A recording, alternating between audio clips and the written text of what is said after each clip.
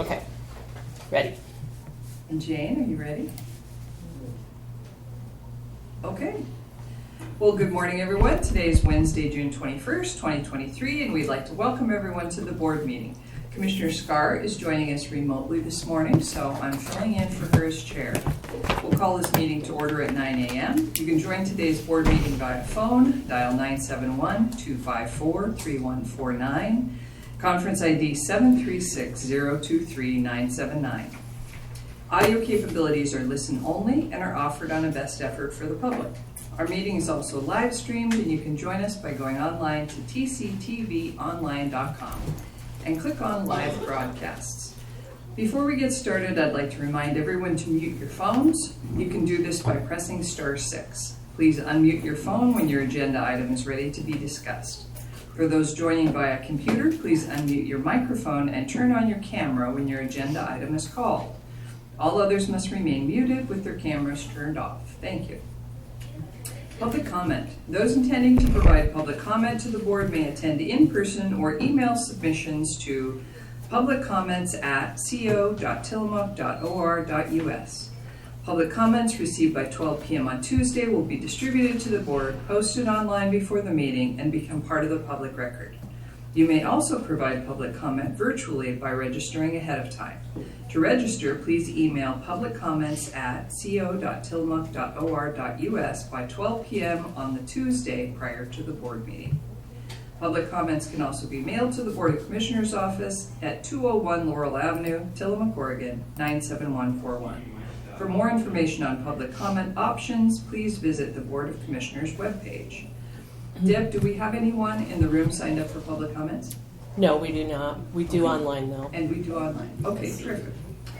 All right, well, we have called the meeting to order, and I will invite our guests to sign the guest list, please. And we'll start this meeting with the Pledge of Allegiance. Commissioner Yamamoto, will you lead us? Absolutely. I pledge allegiance to the flag of the United States of America and to the republic for which it stands, one nation, under God, indivisible, with liberty and justice for all.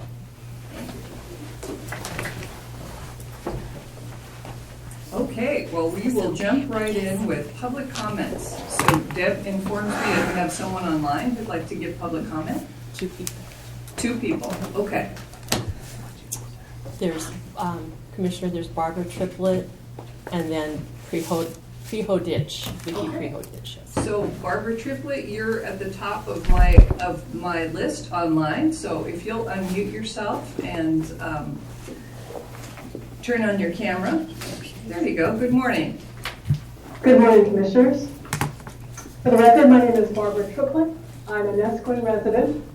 I'm here to comment on item 15, the 3 proposed options for amending Board Order 22-33. The first option simply extends the pause in issuing short-term rental permits until August 31st. As written now, the second option extends the pause until August 21st, but with the exception that homeowners who had a valid building permit on or before last July 1st and have since been issued a certificate of occupancy by today will be eligible to apply for an STR permit during the next 3 weeks. The permit will be subject to the STR regulations in effect when the STR application is completed. The third option extends the pause until August 31st. However, in option 3, and for a 3-week period only, the county will create a waiting list of homeowners who had a valid building permit on or before last July 1st and have since been issued a certificate of occupancy by today. The waiting list will be used to identify owners who may be among the first to apply for a new STR license.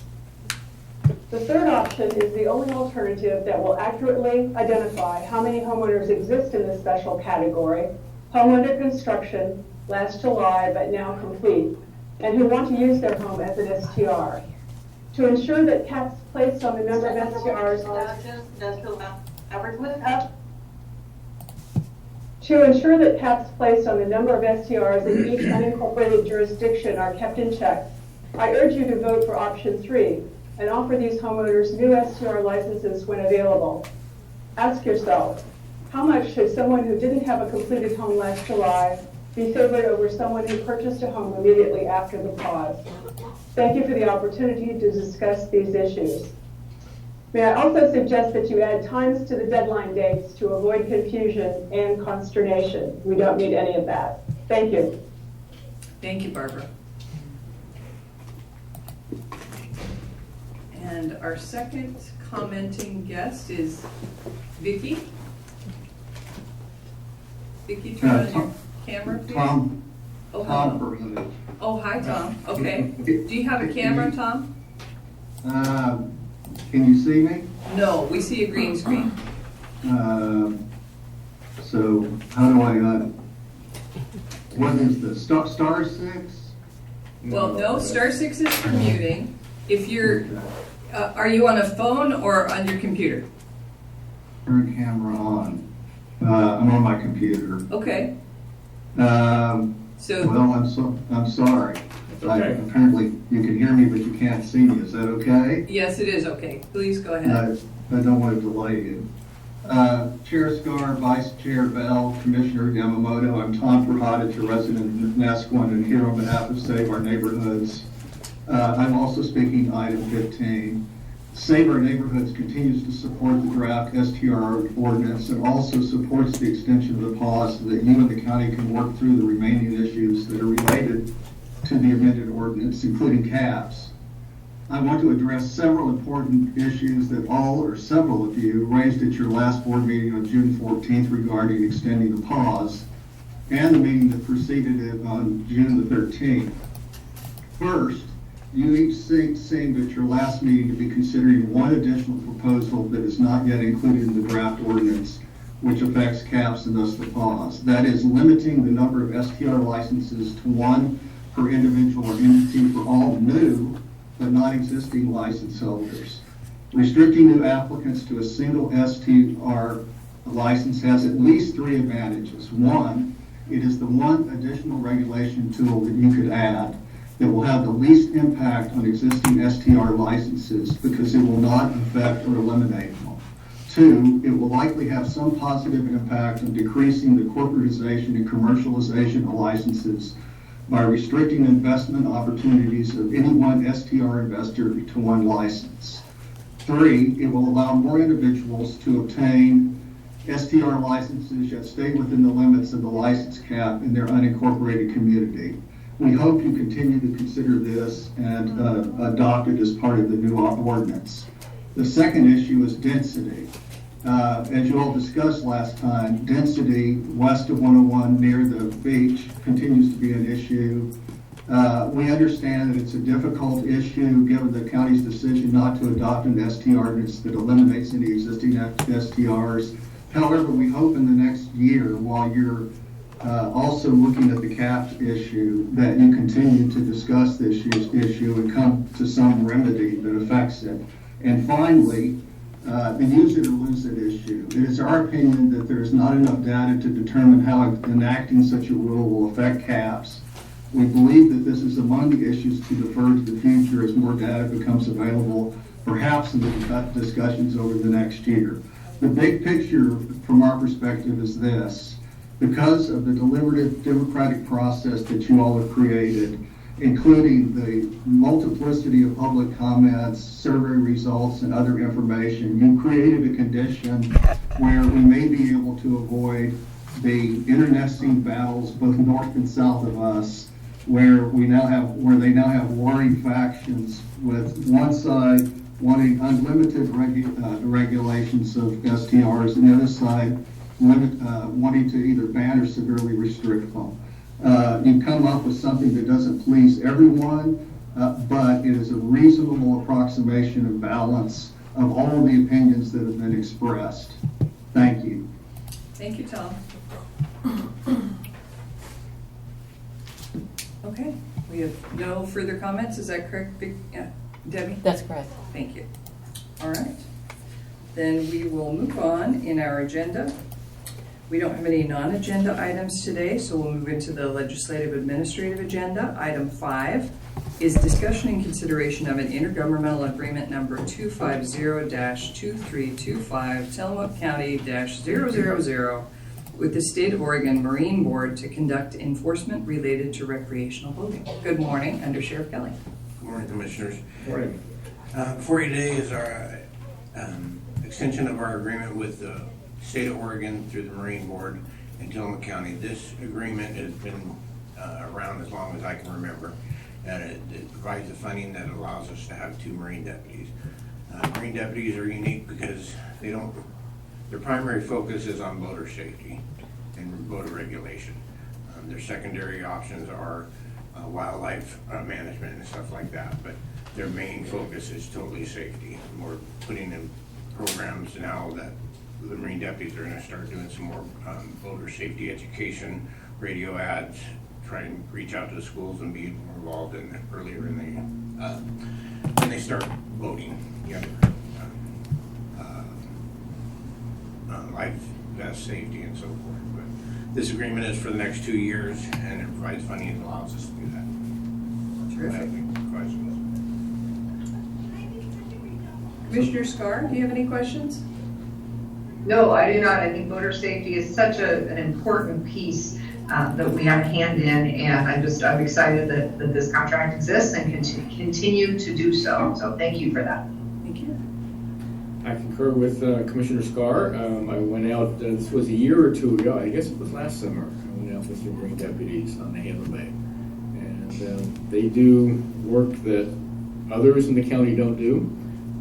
They try to hit all of our different waterways at one time or another during the summer to keep our boaters safe. And I think it's a great program, and I am in full support. Terrific, as am I. I think it's very important here because we have so many voters, and so it's a great service, and I'm glad we have a contract.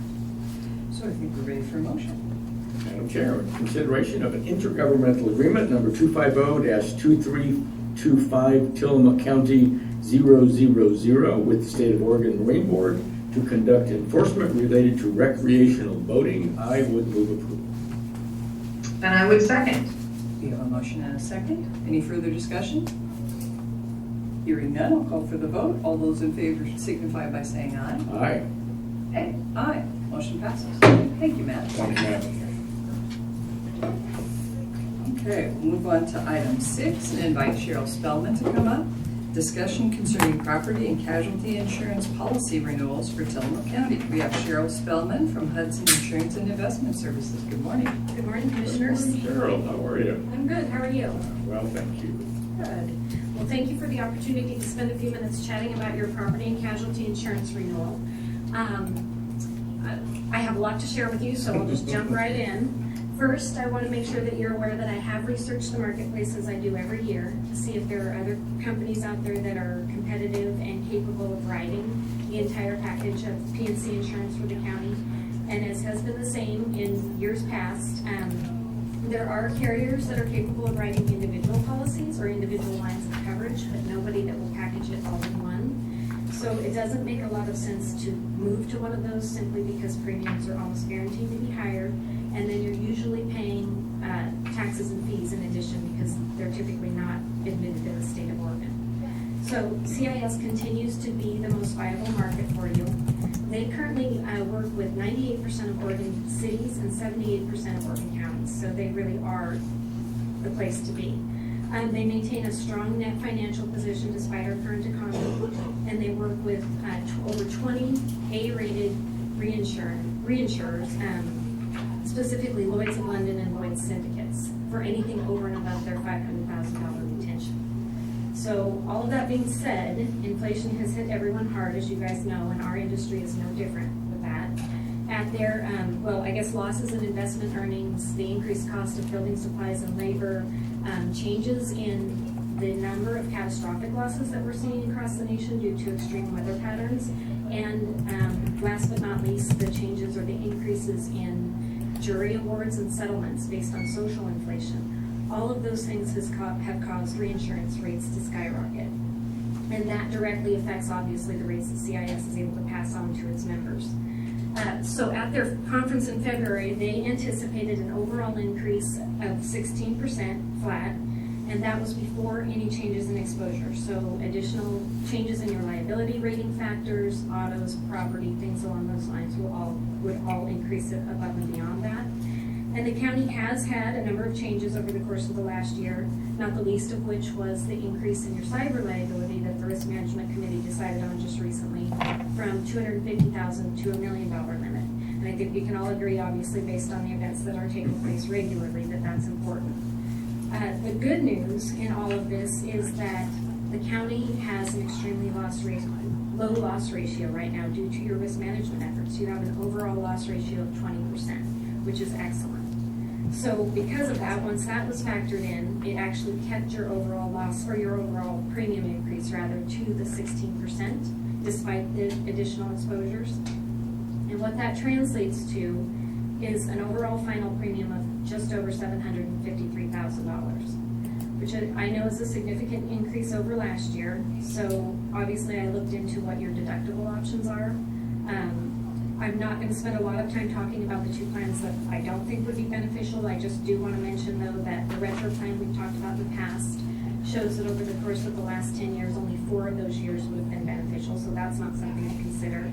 The aggregate deductible plan that I actually thought might be something that the county should maybe work towards this year, when I compared it to the last 10 years with your current $5,000 per occurrence deductible, you actually would have ended up saving less simply because you would pay out more upfront on the claims. So it was about $50,000 less in premium that you would have saved.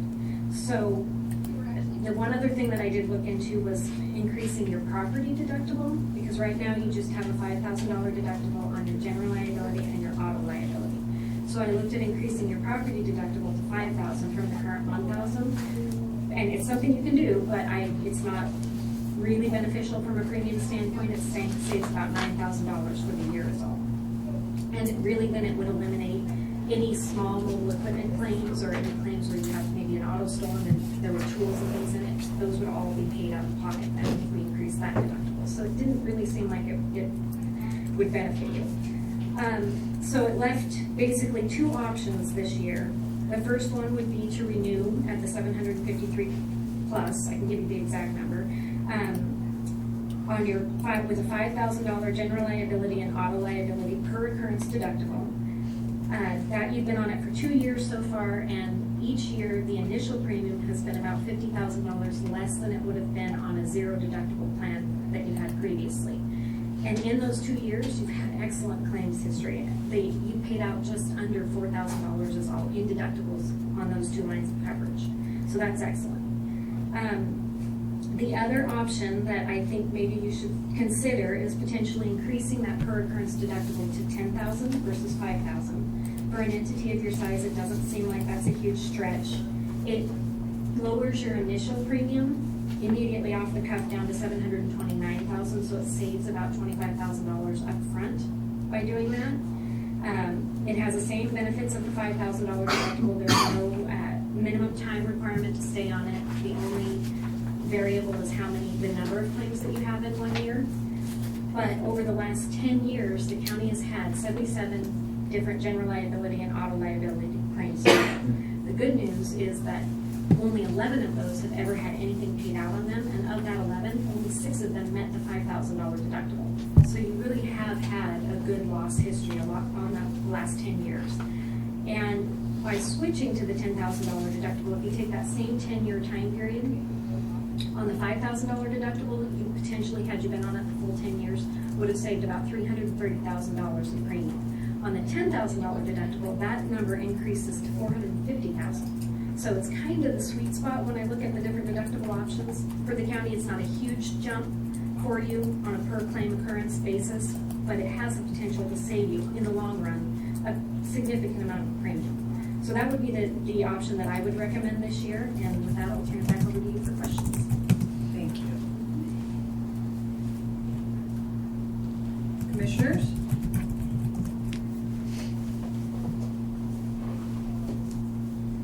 So Cheryl, Go ahead. Sorry, it took me a minute to unmute. Working the system here. So Cheryl, thank you so much. I appreciate all the work you've done to analyze this in all the different ways to see what will work best for us. And I know we did talk in the risk management when we're looking at the different insurances to say, you know, maybe we can take higher deductibles and have a little less premium because of our loss history being so good. So I appreciate your work, and I think I'm happy to look at increasing that deductible as long as we keep up our good risk management programs. I think it could pay off for us. Thanks. Thank you. Perfect. Cheryl, I appreciate very much all the research that you've done. One of the great advantages of belonging to ALC, Association of Oregon Counties, is their insurance. I mean, that they do offer terrific insurance at probably the best price around. It really is good. Appreciate all your work on this. The increased deductible is something to consider. This policy renews when? July 1st. So it's coming up very quickly. Okay. So I would turn to Sean. So Sean, I know we're like a 16% rate increase. Was that, I know we had these numbers early, so did you build in these new rate numbers in our budget currently? They are in there currently. Some changes to what was posted, which I can bring up at the hearing today for the budget adoption. So are you saying that are we not making a decision on this today? Right now I have built in what Cheryl has presented, which is Okay. the 753. Okay. If there's any changes, then changes can be made after July 1st, after the budget adoption, because it'll be less than 10% changes in anything. So I think I hear what you're saying is that we maybe should not do this morning. No, Wait. I think you can. I think Cheryl is going in the right direction of steering us to maybe a higher deductible. It gives us a little savings. It all depends on the claims that we have each year. Right. All I can say is I hope people drive carefully and don't wreck vehicles and we don't have stuff stolen, but that's all I don't want to say a game of chance, but it's an unknown. But I am budgeting for what she has presented today if you keep the status quo. So let me ask you one more question before we release you. So would you be good with a $10,000 deductible per occurrence? I would, yes. Given the price of inflation, what things cost nowadays, I don't think we're going to see our insurance rates decrease over the next couple of years. So definitely something to look at. Thank you. Bill, from a legal standpoint, are you uncomfortable with us going to an increased deductible? No, not at all. I think it's reasonable, and just as an aside, as everybody knows, he said the same thing, you know, CIS has advantages in terms of we've got a long history with them, with Cheryl, and we can contact their risk management people, we know them on a first-name basis, so certainly a good place to go. As far as the deductible, that you called, it seems to make good sense. I know that we have very many claims, Cheryl, Is Bill's microphone on? I'm having a terrible time hearing I'm sorry, him. Or is he just too kicked back there? That's me, I'm sorry. What I was saying was I'm happy that there's not many claims, and that seems to make the increased deductible make sense. Okay. So I think what I heard you say, Cheryl, is that with an increase of a $10,000 per occurrence deductible, our premiums would be roughly $729,000. Okay. And so I could go either way. I think I would prefer an increased deductible. That will turn over to Madam Chair. Likewise, I appreciate your research for us, and I certainly appreciate of our employees that they are very careful, that we have low claims. It's and obviously it pays off. It pays off in terms of safety. It also pays off financially. So I'm willing to increase the deductible to $10,000. I appreciate the recommendation and see how it goes. And clearly if our claims go up and it doesn't pay off, we can adjust next year, but hopefully we'll stay on this track and this will be the best option for us. $729,000 is still a lot of money. So for folks who are watching and having sticker shock, so are we, but it's the cost of doing business. Thank you. And if I could just weigh in, even though this sort of seems strange, we don't have very many claims that we're paying like $700,000 for insurance, but we could keep my fingers crossed, run into a claim that $750,000 is, believe it or not, not that big of a deal anymore in terms of potential settlements or jury verdicts. So anyway. Well, Bill, now you're speaking like an attorney. I could add some facts to that, but I'll leave it alone. Okay, I think we're ready for a motion. So, do we need a motion on this? Would that be best? Okay.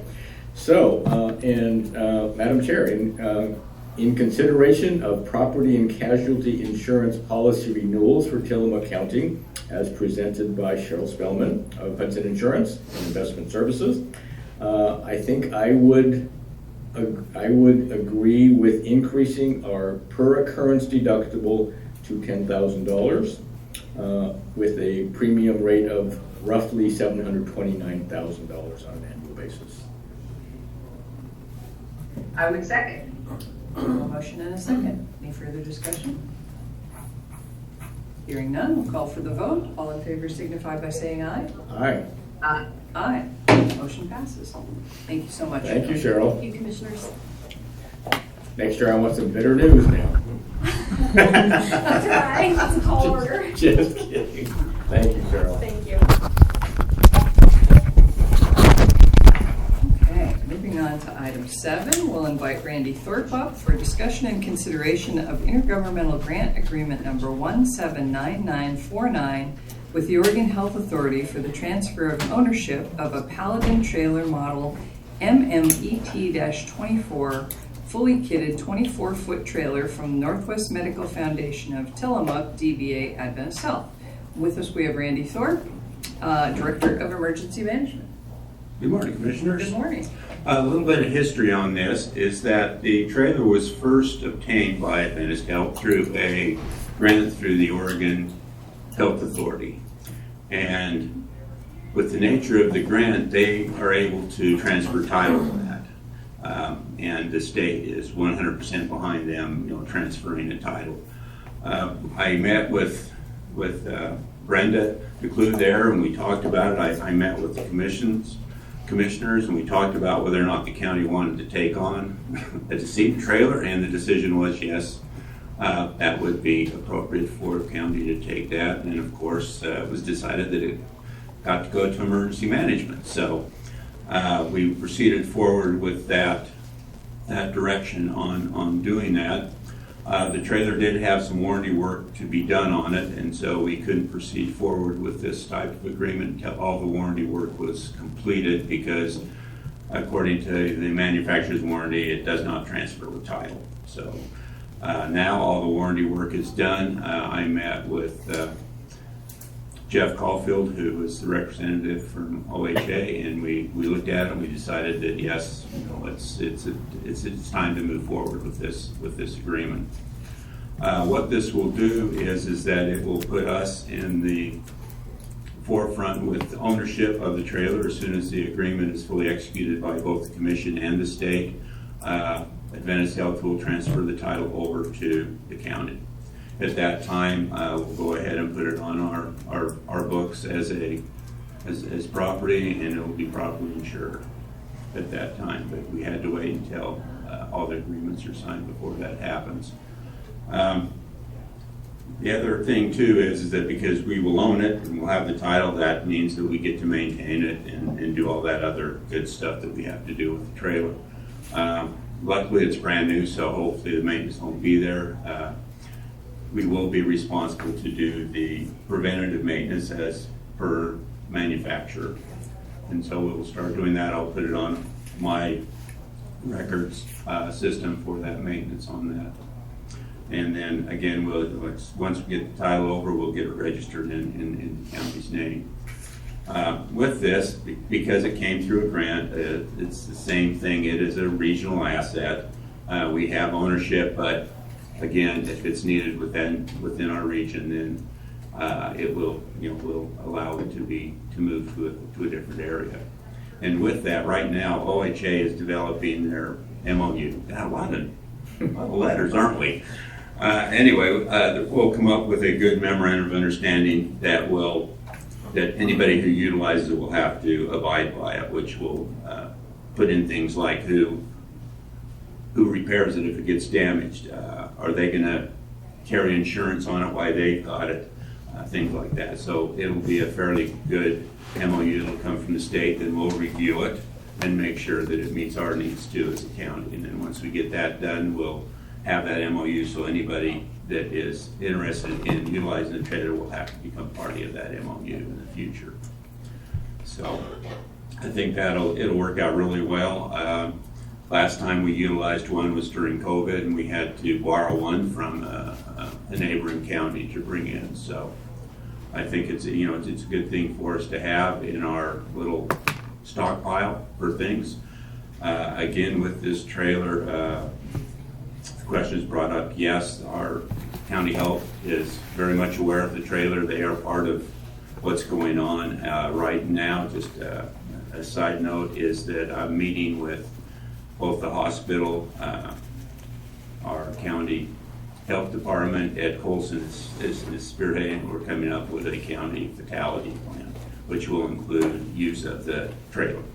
So it's kind of a joint effort between the county emergency management and county health department.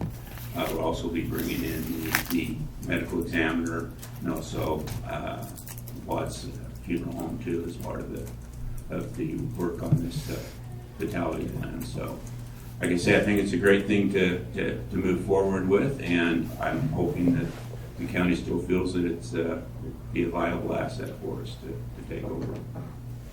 Thank you, Randy.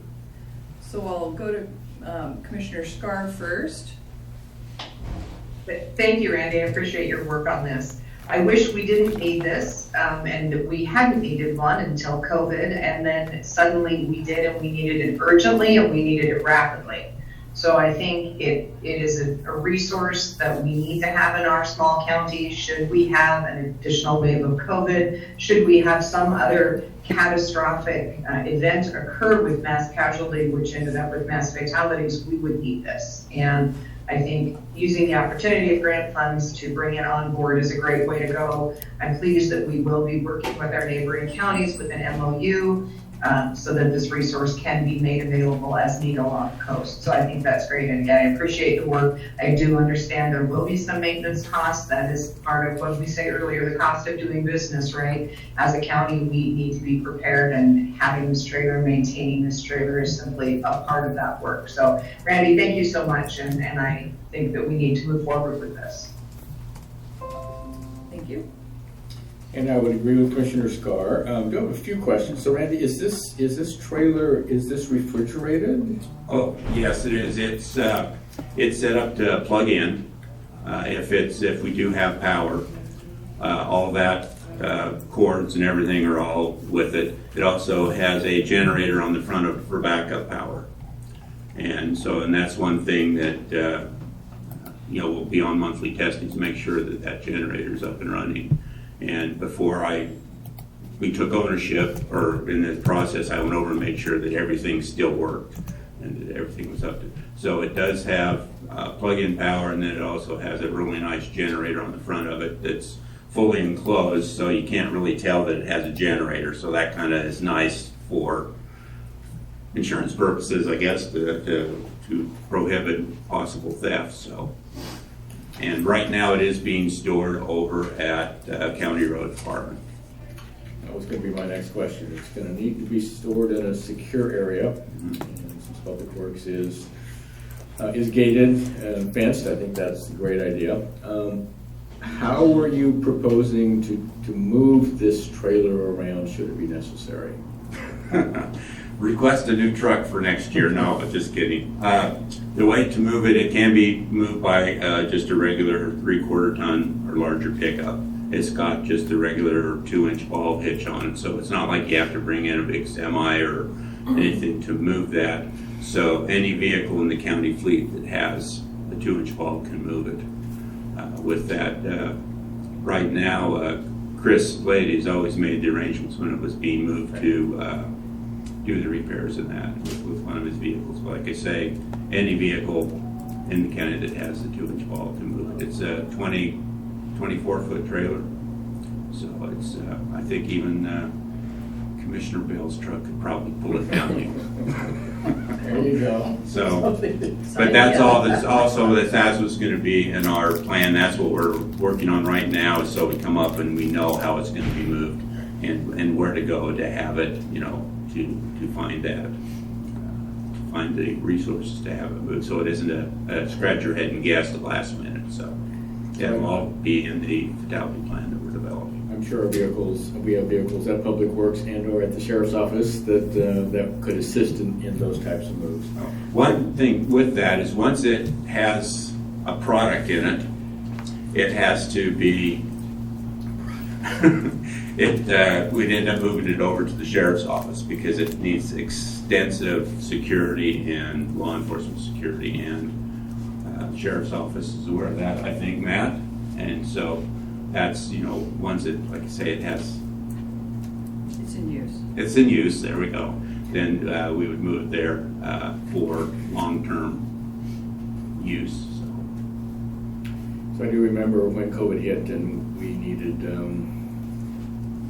one of these types of trailers, and Klamath County just stepped right up. They did, and I appreciate that so much. So again, if something like that were to happen, you know, we would have this unit here, and that I think is a great thing. So again, Randy, I appreciate all your work on this. As do I. And I appreciate Adventist Health for securing the vehicle via grant. It was available to Adventist Health at the time that they procured it. It was not available to the county. It was available to Adventist Health. So they came to us and asked us if we thought we wanted we thought we wanted this asset. It's a sobering conversation to think about. You know, just a couple of years ago, we had enough COVID fatalities in the county that we hit the limit. We have one mortuary provider, and there's a limit of how many deceased individuals they can have in their facility, and we hit that limit a couple times. So, as Commissioner Yamamoto said, we borrowed a mortuary truck from Klamath County, and this one, you know, God forbid we're in that position again. This one would be available to us, and also we could loan it to neighboring counties in that situation. So hopefully we never need to use it, but it's a great asset to have in case we do. It's one of those assets that you have that you hope you never use, which is Right. kind of different, but that's exactly right. Yeah. Okay. Thank you for your work on this. Madam Chair, ready for a motion? I think we are. Madam Chair, on consideration of intergovernmental agreement number 179949 with the Oregon Health Authority for the transfer of ownership of a Paladin trailer model MMET-24, fully kitted 24-foot trailer from the Northwest Medical Foundation of Tillamook, DBA Adventist Health, I would move approval. And I would second. We have a motion and a second. Any further discussion? Hearing none, I'll call for the vote. All in favor signify by saying aye. Aye. Aye. Aye. Motion passes. Thank you, Randy. Thank you. All right, we'll move on to item 8, discussion and consideration of 2023 to 2025 intergovernmental agreement number 180028 with the Oregon Health Authority for the financing of public health services. With us, we have Marlene Putman, Administrator of Health and Human Services. Good morning. Good morning, Marlene. Yeah. So it is the start, almost, of a new biennium. So you're probably familiar with these over time now with our agreements with the Oregon Health Authority. This agreement, as indicated in the agenda item, is for the 2023 to 2025 biennium. It's our intergovernmental agreement for the financing of our public health services. This happens at the start of each biennium. This agreement is slightly different from the last biennium based on the addition of public health modernization requirements. We've been talking about those over this last year or so anyway, but it's a little bit of changing in how it's set up if you pay attention to those through the years. That means there's some changes in the program elements and the description and the related budgets in this document that totals 140 pages. This agreement, again, as I said, was for the biennium of 23-25. So it starts July 1 of 2023, and then it runs through June 30 of 2025. However, as you have probably noted, the budget for the financial assistance award is for a 1-year term, and it starts for July 1, 2023, and runs through June 30 of 2024 for fiscal year 2024. That is how they set these agreements up, because we have to submit reports and detailed action plans throughout this year and then the start of each new fiscal year. This agreement includes descriptions of each of the program elements, definitions, responsibilities, grant reporting, etc., as are detailed in the multiple exhibits attached to the document. And the budget is attached in the financial assistance award. But due to the length of this document and your familiarity and the actual time available today, I'm not going to go into detail in each one of those program elements. I know you're so disappointed, but we'll keep it up at this higher level for now. I will provide a little bit more detail on the financial award for FY 2024. The budget is described, as I indicated, in the financial assistance award. It is on page 97 of 140. The total award for the fiscal year is $424,101.48. So it's down from the previous year. Biennium, I went back and just checked out of my own curiosity because there's been so many different changes. About $30,000 less. But again, as you are aware of, amendments happen throughout the fiscal year and the biennium, which brings the budget most commonly up, and there are changes within program elements. The high points around the differences that you may recall, we no longer provide the Ryan White HIV program through the county. That now is operated through the state contracts with another entity. They consult with us, but we don't provide those services directly. So right there, that's about $36,000. So you can see where some of that difference already starts. There's some movement within the program elements as things were added under modernization. So our tobacco prevention education program, there's a decrease of $56,000, but then there's an increase on the public health implementation side around leadership. So some things have been moved into different categories. There's also a decrease in our emergency preparedness line item of about $53,000. Again, we have some increases in other areas to offset those in terms of public health modernization. A couple of examples of increases include $29,000 in the leadership, governance, and implementation, around $10,000 in safe drinking water, $4,000 in immunizations. So the other areas are between $1,000 and $8,000, where you see some increase in each one of those line items to kind of help address the difference, even though there still is a decrease, $100,000 or $115,000 difference. So those are the changes on the budget side. There are some more expectations around public health in the modernization, which is an entire new planning document, which we have been working on in this last biennium, the last year of the biennium, and we'll continue to implement those strategies into this new biennium starting July 1. Just by way of reminder, as always, there are frequent amendments through the fiscal year and biennium.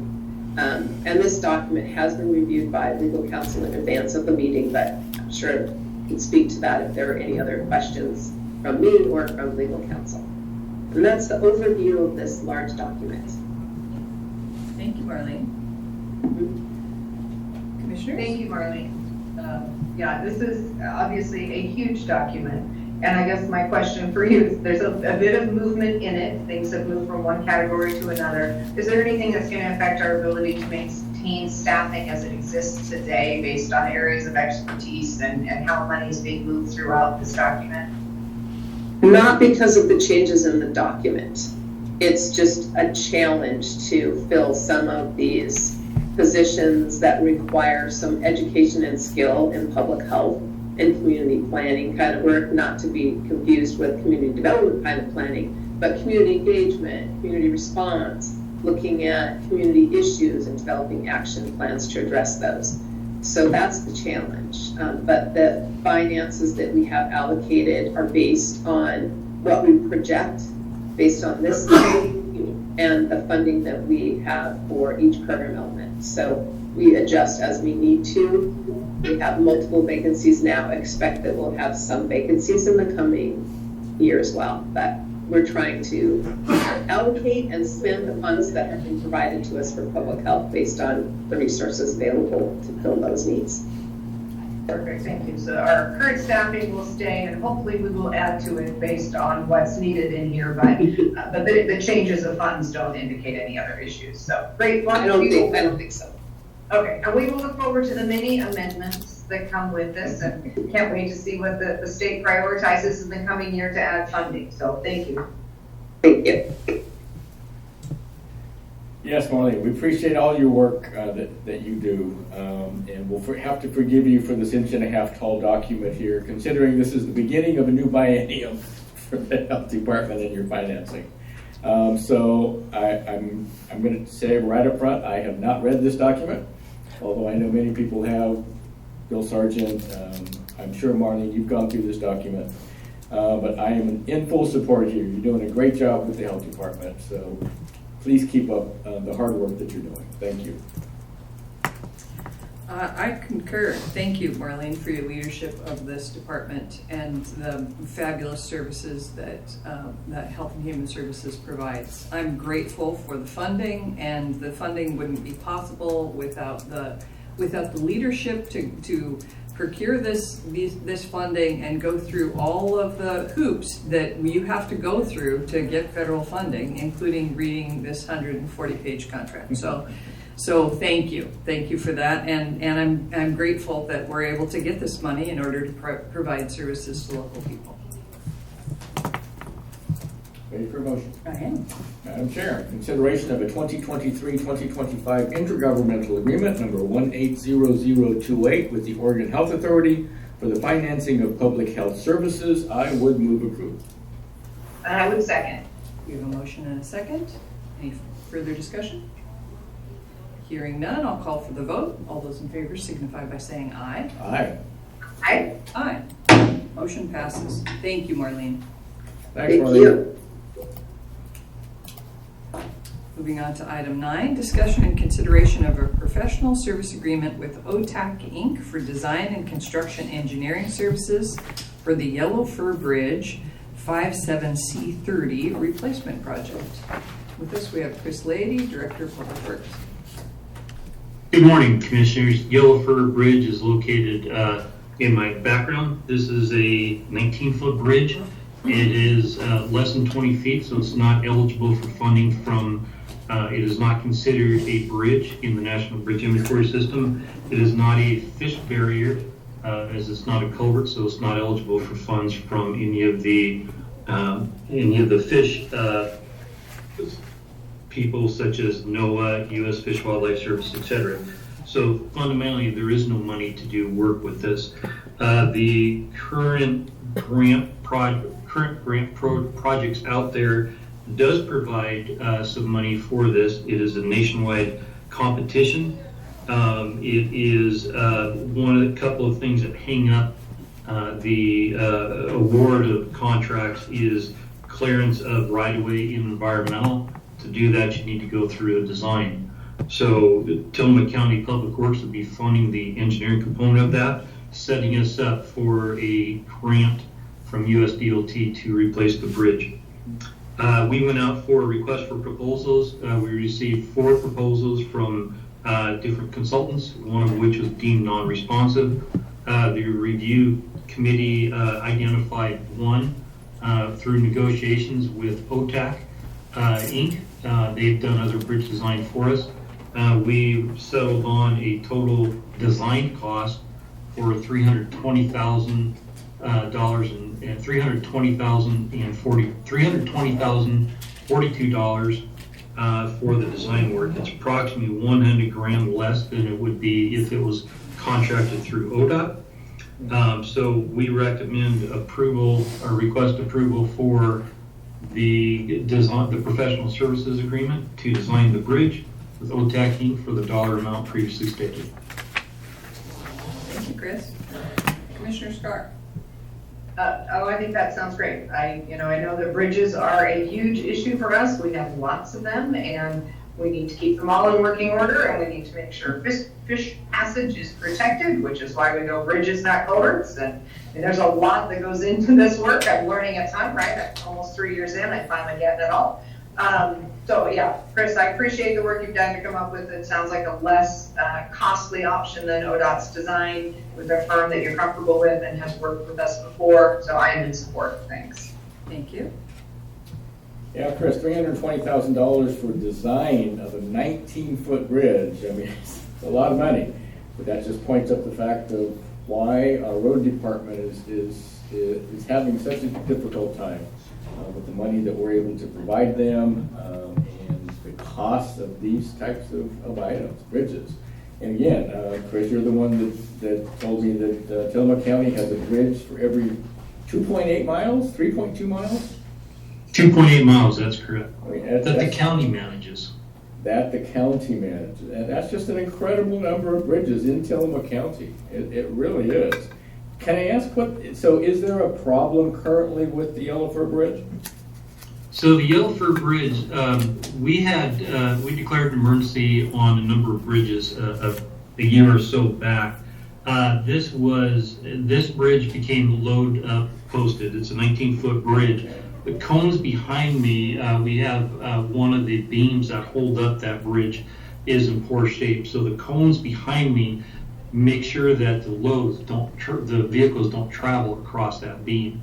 The deck is in poor shape, so the metal plates that are on top of that bridge help to distribute that.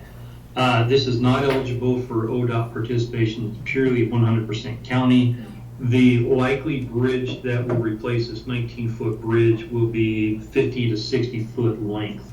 So we'll take a 19-foot bridge, significantly undersized, and replace it with approximately a 50 or 60 foot bridge. Now it makes more sense on why its design cost is $320,000, going from a 19-foot bridge to an over 50-foot bridge. Amazing. Thank you for what you do, Chris, and I am in full support here. So Chris, when you first started talking, you said this is a 19-foot bridge and it would have to be a 20-foot bridge for the federal government to recognize it as a bridge. So that's correct. So bridges that are 20 feet and larger are required to be on the National Bridge Inventory. If they are on the National Bridge Inventory, then we are eligible to receive federal funds through the transportation world, and at that point ODOT can participate in the cost if it fits within their priority. This is how we do quite a few of our bridge to bridge projects. It is not a culvert. It is not considered a bridge in the National Bridge Inventory. So the only source of funds for this is county funds. Now with the current grant programs that are out there, we could see money for construction. However, it's competitive and it's nationwide competitive. So a single bridge, it is over the Tillamook River, but it's further up the watershed. So it's actually Tillamook River is fairly small here. But the only source of funding right now is the county. It's not eligible for any other funding. So we want to make sure we score the best in our grant applications. thank you.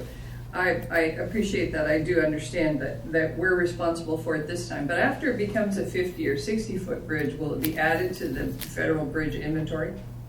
Yes, Good, okay. and subsequently eligible for federal transportation money. Perfect, okay. Thank you. I think we're ready for a motion. Madam Chair, consideration of a professional services agreement with OTAC Inc. for design and construction engineering services for the Yellow Fir Bridge 57C30 replacement project. I would move approval. And I would second. We have a motion and a second. Any further discussion? Hearing none, I'll call for the vote. All in favor signify by saying aye. Aye. Aye. Aye. Motion passes. Thank you, Chris. Thanks, Chris. Good morning, Dave. Good morning. Item 10 is discussion and consideration of modification number 1 to professional services agreement number 6316 with Britell Architecture Inc. for the Pacific City Transfer Station Structural Engineering Services. With us, we have Dave McCall, Solid Waste Program Manager. Yes, good morning, Commissioners. Good morning. David. So, Commissioners, I'm going to start with an apology. I screwed up. Okay. This is a contract we had in place. We were hoping to have it done for the structural engineering at the Pacific City Transfer Station, the upgrade, redesign. For some reason, we thought we could have it done by December 31st. Isabel reached out to me and said, hey, do you need to extend it? I ignored her. She reached out again, extended it. Britell has been working on this. They are about 90% complete. And we realized we need an agreement that takes us through June 30th. So my bad that you didn't have this in front of you a few months ago. But they've been great to work with, and they're doing a great job. They're going to be completed by the end of the month. And we just need to get this in place so we can actually pay them for what they've done. And they're coming in way under budget as well. Okay. So if we don't sign this, we don't have to pay them? So you can talk to Sean about that. Thank you for that mea culpa, and thanks to Isabel for reminding you. Commissioner Scar, do you have anything? I don't. Thank you very much, David. No, I'm delighted that they're going to get this done. I've worked with Britell and other projects, great firm, so in support. And I would concur. David, again, thanks for everything you do, and of course we'll forgive you on this. Yeah, one last time. Okay, I'm supportive also, so I think we're ready for a motion. Madam Chair, consideration of modification number 1 to professional services agreement number 6316 with Britell Architecture Inc. for the Pacific City Transfer Station Structural Engineering Services. I would move approval. And I would second. We have a motion and a second. Any further discussion? Hearing none, I'll call for the vote. All in favor signify by saying aye. Aye. Okay. Aye. Motion passes. Thank you, Dave. Okay, and you have the next one also. Discussion and consideration of a contract for goods with Ruhl Steel Containers for the roll-off drop box container procurement. Tongue twisters today. Yeah. Yes. Yeah, so, as you were aware, so Tillamook County has 3 transfer stations. We at the Solid Waste Department operate 2 of them, but also we have our hazardous waste facility. And one of the things that we use at these facilities are boxes made of metal. That's what we load trash, yard debris, cardboard, different materials in to ship them off to different places. You know, we compact them, and these containers are very well built, but we do use them heavily, and they get damaged. So traditionally, we have been purchasing 2 or 3 per year to replace our rolling stock constantly. And this year, we actually looked, so the last time we purchased any was 2 years ago, and you may recall that's when construction prices were going through the roof, and we got what we thought was a pretty good deal at prices that were just gonna go up higher. At that time, the main type of box, we're talking the 40-yard box that we look at the top, it was just under $15,000 plus shipping. And that, at that time, was a good deal. This year, we went out, we did a bid. We also brought in something that's going to be used by the Coanda Corridor Project to see if we could use kind of our bulk purchasing to get a better deal for them.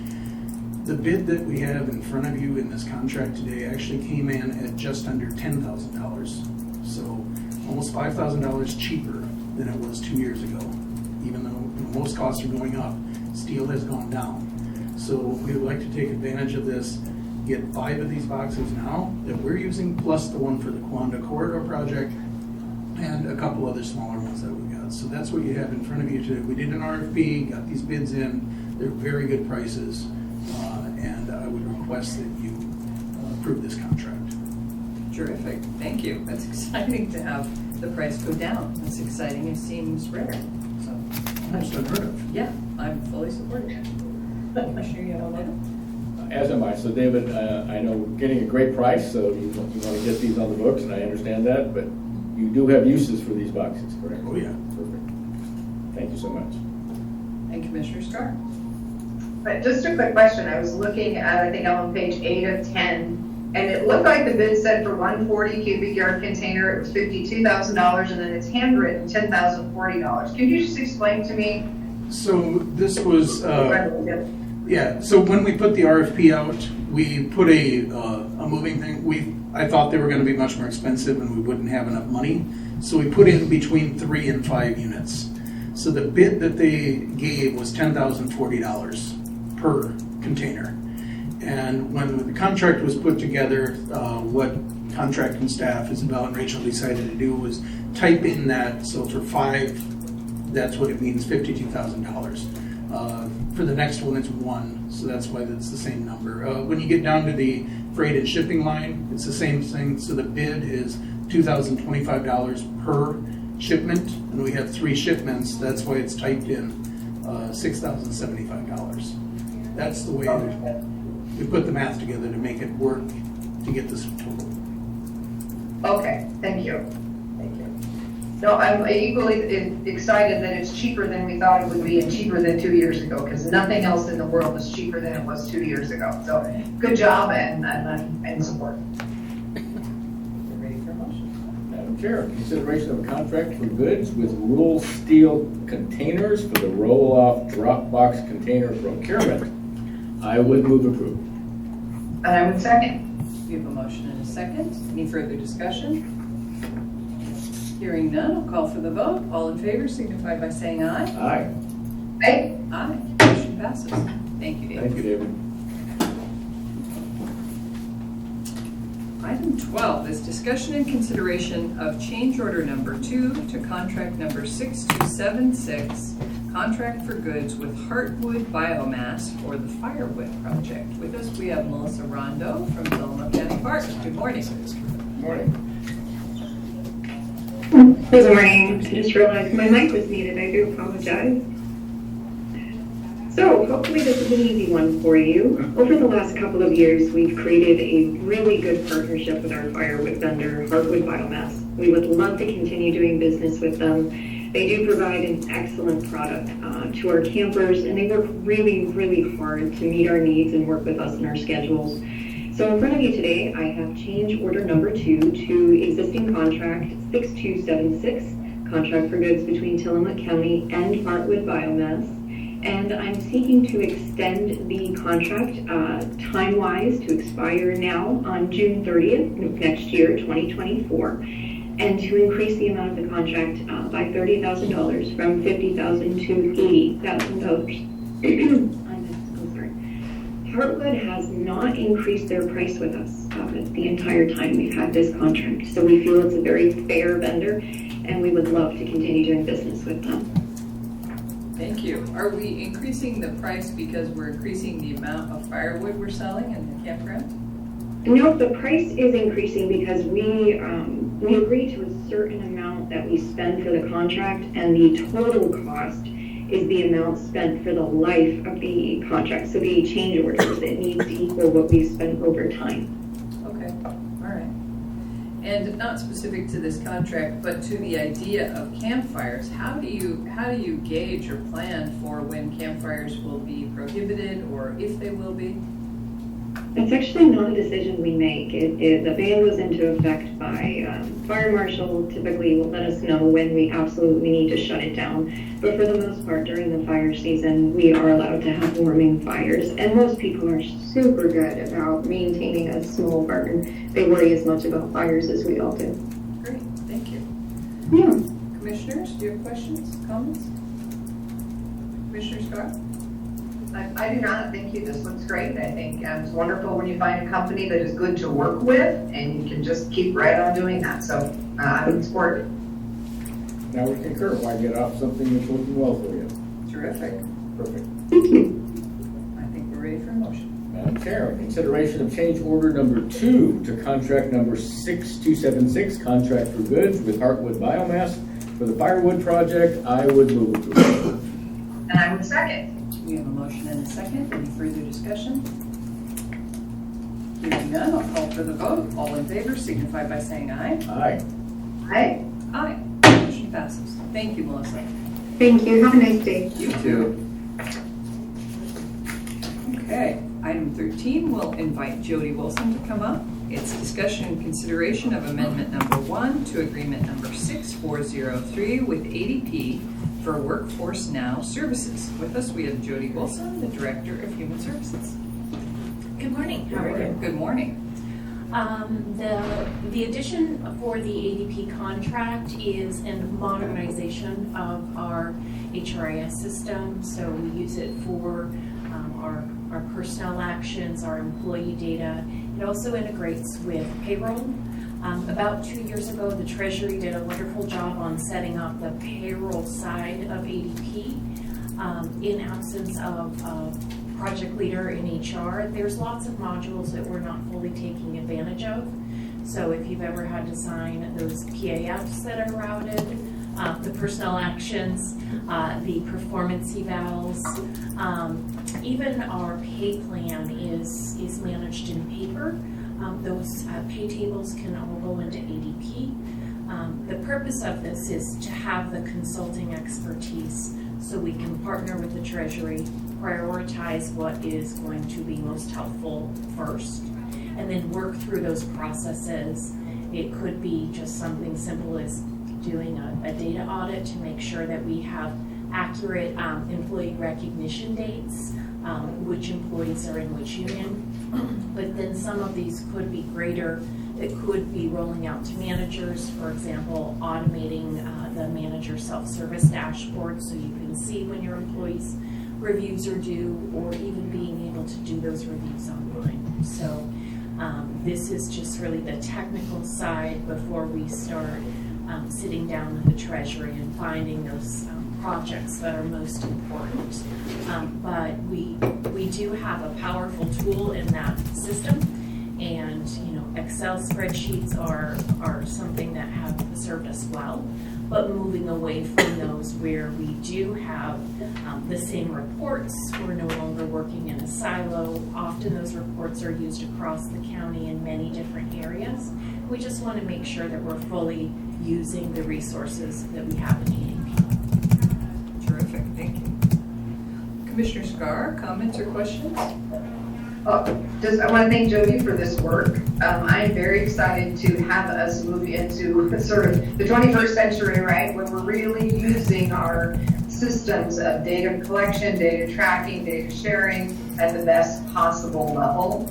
We've been talking a lot over the last year as we look at county budget, challenges to the county budget. Where are places and spaces that we can be more efficient and more effective in the work that we do? And having an HRIS system, which Human Resources Information System, up and working and connected to the Treasurer's office and available to department heads, this is going to make a really big difference in how we can efficiently and effectively manage our HR functions, how department heads can manage their HR function. So I'm excited that we are rolling forward with this, getting the expertise to really set it up to its fullest benefit. So thank you, Jody, for moving this project forward. And I would concur, Jody. You came into a very difficult situation with our HR department.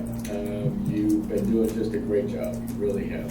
Making sure that things are moving more efficiently, not only in your department, but throughout the county. And that's important moving forward. So this is something that we've had and not taken advantage of, so it makes absolute sense to take advantage of all the efficiencies that we can, especially when they're already right in front of us. So again, I appreciate everything that you do. As do I. And I apologize, when I introduced you, I said Jody Wilson, Director of Human Services, and of course you're the Director of Human Resources, so I apologize for stumbling over your title. I am grateful for your work also, and it's heartening to me that we're really moving into the use of electronic records. It's amazing to me how not only here but other places as well are still dependent on paper, and so I'm very encouraged that we're really making use of these programs and systems, and it's going to make, ultimately, once people learn the systems, it's intimidating to learn a new system. It takes a lot of time and effort, and it's scary. The change is difficult for people. But once you get over that hump and we learn the new systems, it's likely to make the work so much smoother. And so I'm really grateful for your leadership in this. Chair, in consideration of amendment number 1 to agreement number 6403 with ADP for Workforce Now Services, I would move approval. And I would second. We have a motion and a second. Any further discussion? One more comment, if I may. Please. Some of us like paper simply because we're cutting trees to make paper. But I understand efficiency is important, and having less paper to shuffle around. Unfortunately, this is not quite the case with the Board of Commissioners at our meetings from time to time. Paper can be important, but I certainly understand the efficiencies gained when we can do away with paper. So just wanted to make that comment. Thank you. We can always print it out Yeah, at our preference, but sometimes you can reduce 3 or 4 days on a signature by doing it online, and that's what we're hoping to try for you. Thank you for that. Thank you. All right, well, we have a motion and a second. So I'll call for the vote. All in favor signify by saying aye. Aye. Okay. Aye. Motion passes. Thank you, Joe. Thank you, Billy. Item 14 is discussion and consideration of loan agreement number 2023-MHF-4, multifamily rental housing with Kingfisher LLC for the Kingfisher project. With us, we have Sarah Absher, Director of Community Development. Good morning. Good morning, Vice Chair Bell. Thank you very much. Good morning. Yes, so I am here with County Council to provide to you for signature the forgivable loan agreement of $250,000 for the Kingfisher apartment project in Pacific City. As you know, this is an ongoing workforce housing project. The Housing Commission recommended that the Board of County Commissioners award these funds last fall. And County Council and TJ Fiorelli, the housing coordinator, done excellent work working with the property owners and their bank to construct this loan agreement that's before you today for signature. Terrific. I'm excited that this is moving forward. That project is beautiful.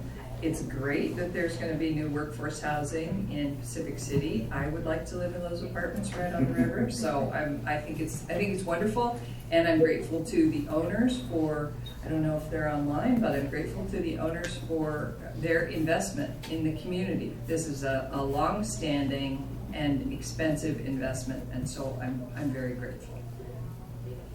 Commissioners, Commissioner Scar? I would agree. This is a very, very exciting project.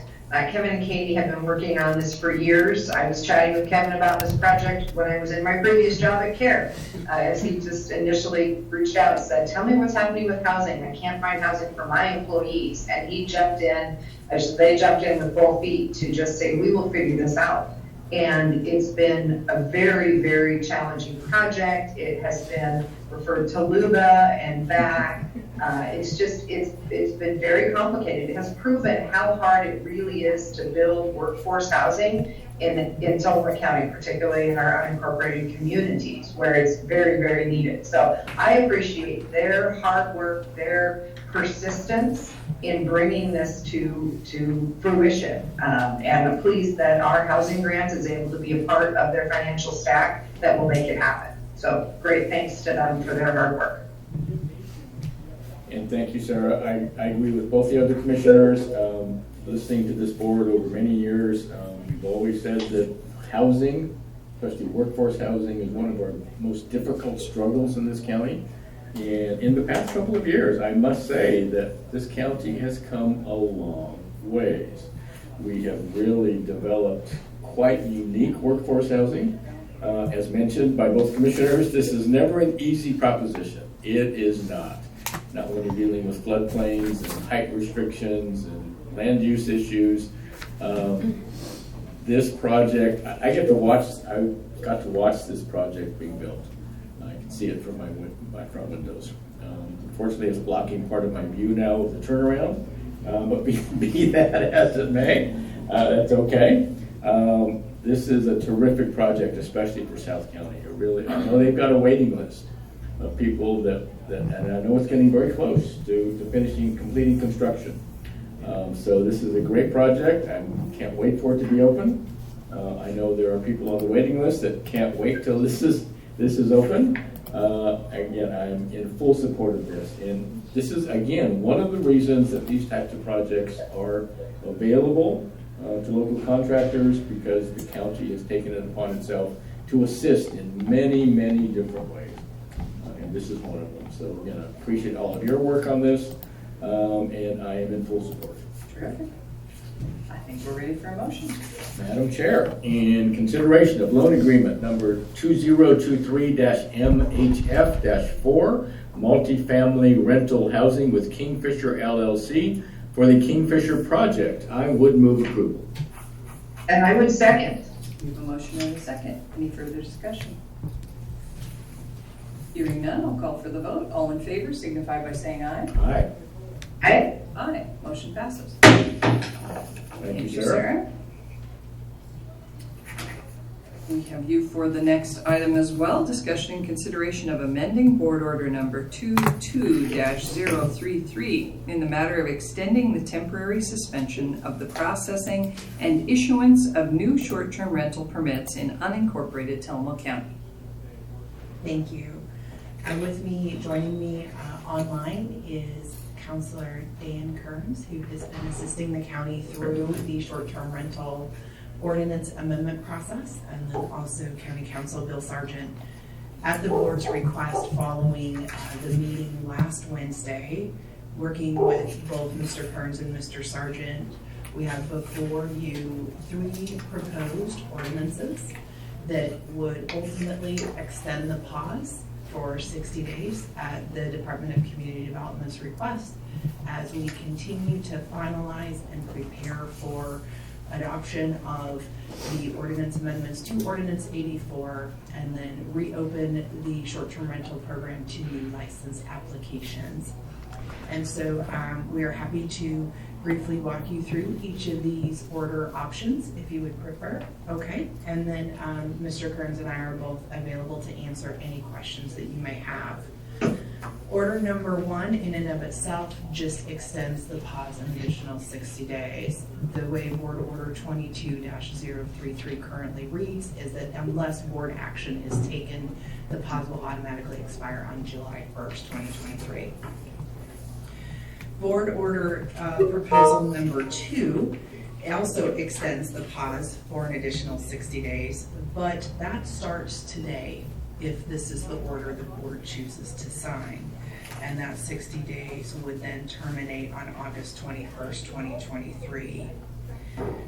What is unique about this order in section 5 is that it would allow, following signature of this order, for new STR licenses to be submitted to the Department of Community Development, provided the applicants in those properties meet 2 criteria.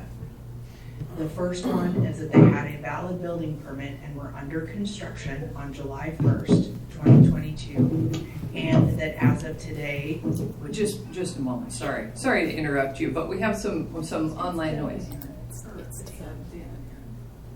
Oh, okay. Thank you. So the 2 criteria would be that the property had a valid building permit on July 1st, 2022. So the property was under construction, and as of today, if this is the order that is signed, that they also have now a certificate of occupancy for that structure, for that dwelling. And what it says is that the current owner shall submit a fully complete license application to Tillamook County, so we would leave a period open for 3 weeks. And it would start today and end at 4 p.m. on July 12th, 2023. So essentially we would give those properties who meet those 2 criteria an opportunity to apply with the cutoff date of 4 p.m. on July 12th, 2023. What's important about this option is that it could, depending on when someone who meets those criteria apply, and when the application, that STR license application is deemed complete, they could fall potentially under the current ordinance as it's adopted, or the amendments as adopted, depending on if that application is submitted and deemed complete between now and July 6th, or presumably after July 6th, between July 6th and July 12th, if the board chooses to adopt the amendments that are under consideration. So it gets a little tricky. It could be either or. But this option does not have the implementation of a waiting list. That is correct, Commissioner. No, this is just a straight, we're extending the pause for 30 days, effective today, if this is the order the board chooses to reflect the path you would like the department to take. But what it does is within that 3-week period for those properties that meet those 2 criteria, depending on where they apply within that 3 weeks, in relation to when the board adopts the new ordinance with those amendments, either or could apply. Okay, so it's either or, and as it states at the bottom, so it states that, and the license application will be subject to the STR regulations in effect on the date a fully complete STR application is submitted, or the date on which an incomplete STR application is deemed complete. So whenever that application packet is ready to be reviewed, because it meets whatever ordinance requirements are in place, and it's a complete application with required information, when the department determines that completeness date, that will then determine what ordinance version applies. Option number 3, I'm going to go ahead and go to the second page. So section number 5, options 2 and 3, largely the language as you start out through the ordinance is very similar, the same. The difference begins in section 5. And so what this option does is it creates an opportunity for those properties who again meet those 2 criteria, meaning they were under construction with a valid building permit on July 1st, 2022, and as of today, June 21st, 2023, they have a certificate of occupancy. What option 3 does is it creates a wait list opportunity. And so in preparation for this order, we have created the wait list, the written request form, should the board choose to go with this option today. If the board chooses this option for development of a wait list, this would also go into effect today. So we are ready to receive those written requests if this is the action, the direction the board would like to go. So the way that the wait list program would work, at the department's recommendation, working with Mr. Kearns and Mr. Sargent, is that while the pause is extended 60 days, Tillamook County will accept written requests for new STR licenses on this waiting form. So they're going to request in writing that they would like to be added to a list. Again, those properties would have to meet those 2 criteria. And so if this was the order the board chooses to adopt, this waiting list option will be open for 21 days, 3 weeks, and will also close on 4 p.m. on July 12th, 2023. So the order states that the request shall be made on a form furnished by the department, consisting of the applicant's name, contact information, and the address of the single-family dwelling where the short-term rental is proposed. We will, as staff, receive these. We will date and timestamp these written requests to ensure that they are then put on this waiting list for each community or area in the order in which they are received. And then with that, and again, that date stamp and time will be once it is physically received by the department. Following the closure of that 3-week period, staff would come back to the Board of County Commissioners and report on how many written requests we received during that 3-week period that met those 2 criteria, so that we could go ahead and put them on a wait list for each community or applicable sub-area throughout unincorporated Tillamook County. Following the board's direction at that time, if and when the county would then resume acceptance and processing of short-term rental license applications, those people and entities who submitted the timely written request for the wait list, again, that met those 2 criteria, would then be notified and have an invitation to apply within a 2-week period for a new STR license. So we would give them, when the board decided that the pause could be lifted, when you decide that after review to see how many written requests would come in under this process, giving the department direction to then proceed with inviting them to actually apply for an STR license. We would move forward. They would have 2 weeks from the time they were notified with an invitation to apply to get their STR license in. And so this would be for specifically those properties under construction on July 1st, 2022 with a valid building permit, and then as of today, June 21st, 2023, have a certificate of occupancy for that dwelling. And the reason why options 2 and 3 are before you, as discussed last week, is because the county does recognize there were properties under construction when the pause went into effect. And so this is our efforts to help the commissioners acknowledge those properties that were under construction and give them an opportunity to apply or be put on a wait list to apply in preparation of the pause being lifted, and give them an opportunity perhaps for some priority to get into or apply for a license for the short-term rental pool. Mr. Kearns or Mr. Sargent, I don't know if I missed anything. I'll let Dan, well, Dan, you correct me if I'm wrong, we've been working on it, but I think option 2 has the ability to bring a short-term rental operator under the existing umbrellas, so that if you amended the ordinance, correct me if I'm wrong, please, they'd have an opportunity, if you guys go that way, to transfer at one time. Correct? That is correct. Yes. Yeah. Can you hear all right today? We can. Yes. Yeah. And, Okay. And then the other one, I think, is if you went that way, they would come in under the new ordinance regulations, meaning that if you adopt the ordinance the way it is presently drafted, or you ultimately draft it that way, then they wouldn't have the ability to transfer. Depending on how it's amended. Yeah. Correct. That's the major difference between option 2 and option 3.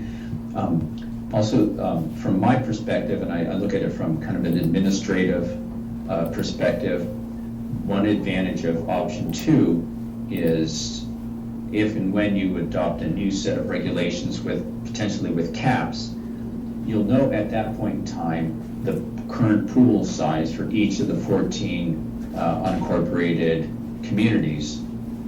So that's an important thing for setting caps, because we can provide you a table that shows the current pool size for each area, plus 1%, plus 2%, or whatever.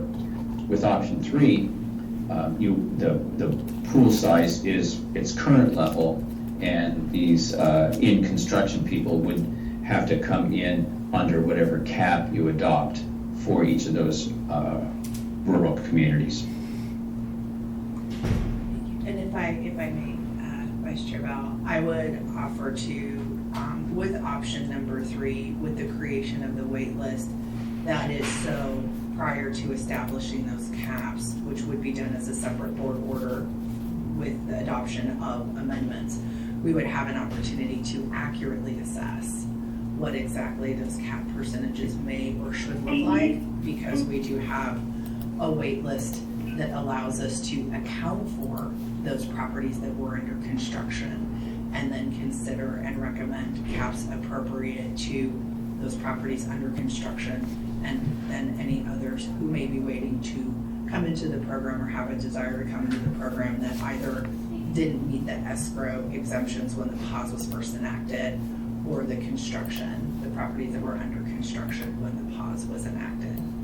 Largely, I would say, in my experience as the administrator of the program and leading the STR advisory committee process, the community of people we have heard from the loudest that do not have STR licenses at this time are those properties who were under construction when the pause was implemented. Thank you. Madam Chair, if I may, please. So I'm a little uncomfortable with both option 2 and option 3, but I think I see a way beyond them both. So first question, I guess, is it imperative that we adopt one of these options today? Because Commissioner Scar is not available on the 28th, it's my understanding she will not be attending this meeting. The department's preference would be that a decision is made today, but as long as there is quorum, it could be done next week as well. So Commissioner Scar, are you in agreement with that? You will not be here for our next meeting? That's correct. I'm on vacation for our next meeting, and I don't have a way to pop in next week, so I will not be here. It would be my hope we could discuss through this, and unless we find that none of these options are acceptable, we need to draft an entirely new option. It would be my hope that I can be part of this discussion and decision. Okay, so let me have a discussion about how I think we can make option number three work. So we're starting a waiting list, and I'll accept comments from Sarah or Bill or Dan or the commissioners, of course. But I would think that the commissioners, if we were to adopt option 3 today, first of all, I don't like option number 1 because it could allow new short-term rental licenses under the current iteration of Ordinance 84, which would allow them a transfer. A new short-term rental permit would offer them the possibility of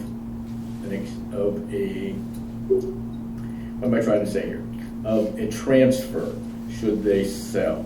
And I think You mean option 2. Option 2. I'm talking about option 2. I'm sorry. I did not say option 2. You just said 1. Sorry. One. Well, I'm not even considering that. Option 1, David, is just. I'm not even considering option 1 in my mind at this point. So that to me is problematical. It is. However, I think I need someone to address Barbara Triplett's public comments this morning.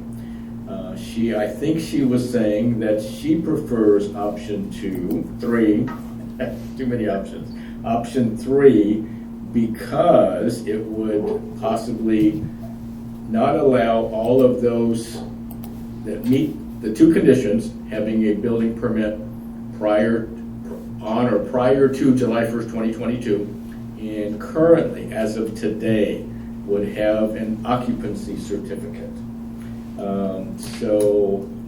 And I understand that, but that would also, and this is the area that I have a question. And if we were to adopt option 3,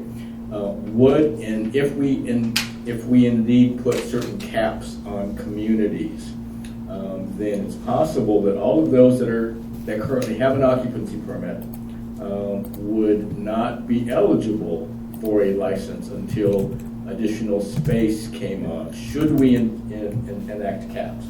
So so that's where I have a problem.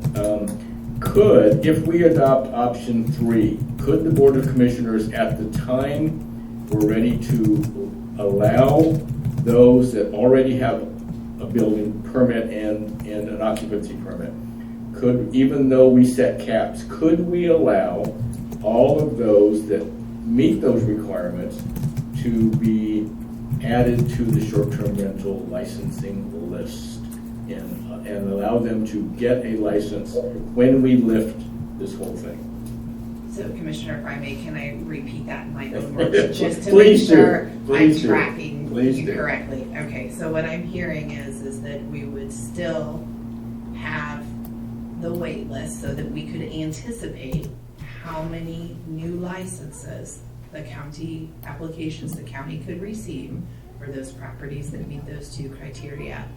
And then upon adoption of the amendments to Ordinance 84, Okay. so the new Yep. ordinance, Yep. that those properties on that wait list would then be able to apply for an STR license, irrespective of, Okay. or in addition to, whatever cap that the Board of County Commissioners sets for each community moving forward. So no matter what the percentage becomes, these properties on this wait list, once the new ordinance is in place, would then have an opportunity to apply. Yes, although I think I would like that option to remain with the Board of Commissioners. We need to look at how many licenses are out there, how many licenses people apply, or how many people are on the waiting list in each one of the areas that we're proposing caps on, so that we can really take a look at it to see exactly where these numbers lie. And I think that option needs to remain with the Board of Commissioners. I like option 3, I think that's the best way to go, but I just want to make sure that the commissioners, at the time we enact the amended 84, that we have full discretion as to how many, not individual properties, but full discretion as to the numbers of short-term rental licenses available in each committee when we were to enact the revised 84. Does that make sense?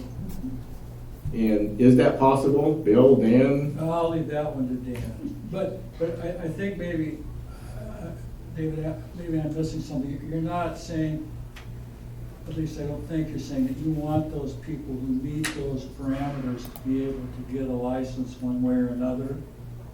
Honestly, I think to me, that's kind of important. Okay. But I think we need to see the final numbers in each community also. Okay. Before we make that decision. Dan? Am I back? Yes. Live? Yes. Yes, I think we can do that from my administrative perspective. When you come time to talk about caps and how big, we want to be able to provide you current final numbers, pool size and percentages, those sorts of things. So that was the beauty of option 2, is we could provide those actual numbers. Option 3, we do form this waiting list. We give people a 3-week window to get into the waiting list. So if you address caps and if you address caps after that, then we'll know what the then current pool size is and how many people are on the waiting list, period. So I think that answers my question. And I believe Commissioner, and Dan, correct me if I'm wrong, but the language as we've written it actually reflects that process. So the order, option number 3 before you today would not have to be amended to reflect this conversation, because that's what it actually says. Okay. That was the hope. Okay. All right. So if I think I share a little bit of question that Commissioner Yamamoto has on order 3, because it indicates that if and when the county resumes acceptance and processing of the short-term rental license applications, those who submitted timely requests and are on the waiting list will be contacted in order of receipt and invited to submit an application and obtain a new STR license. So the way I read this, and please let me know if I'm not reading it correctly, by virtue of getting on the wait list, we are committing to processing their application when complete, which would mean that by virtue of that, we are guaranteeing people who get on the wait list a license, which would be separate from any consideration of pool or percent. Am I reading that correctly or incorrectly? it forms the list, and it doesn't guarantee approval. So it acknowledges that there may be caps and that any people who are allowed to apply would be subject to caps. But the hope is that when you adopt caps, you'll know if there's capacity under the cap to accept these people. So basically, it's to set up a system where people on the wait list get first dibs for spots under whatever cap you adopt. Does that make sense? First dibs.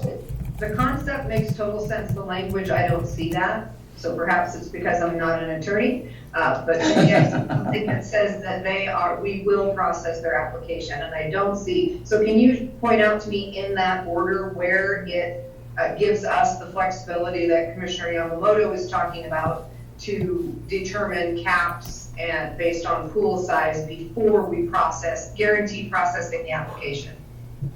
Let's see, it says on the bottom of page 2 of option 3, if and when the county resumes acceptance and processing of short-term rental license applications, those people, entities who submitted timely requests and are on the new STR license waiting list will be contacted in order of receipt and invited to submit an application and obtain a new STR license. When so contacted, each applicant will have 2 weeks to do it. All such STR license applications received within the 2-week period will be processed in order and subject to the STR license requirements as they exist on that date. So you don't have to give everyone on the list that invitation. That invitation is where you stay in control, and you will issue invitations based on the cap that you adopt.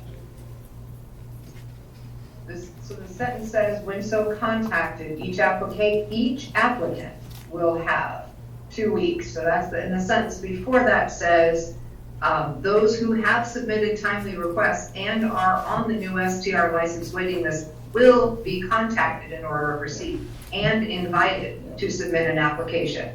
So again, I'm not seeing the flexibility unless it's in the phrase 3 sentences down from that or whatever, where it says will be processed under and subject to the county's STR licensing requirements as they exist on the date a fully complete application is accepted. Does that include then the cap under that county's STR licensing requirement?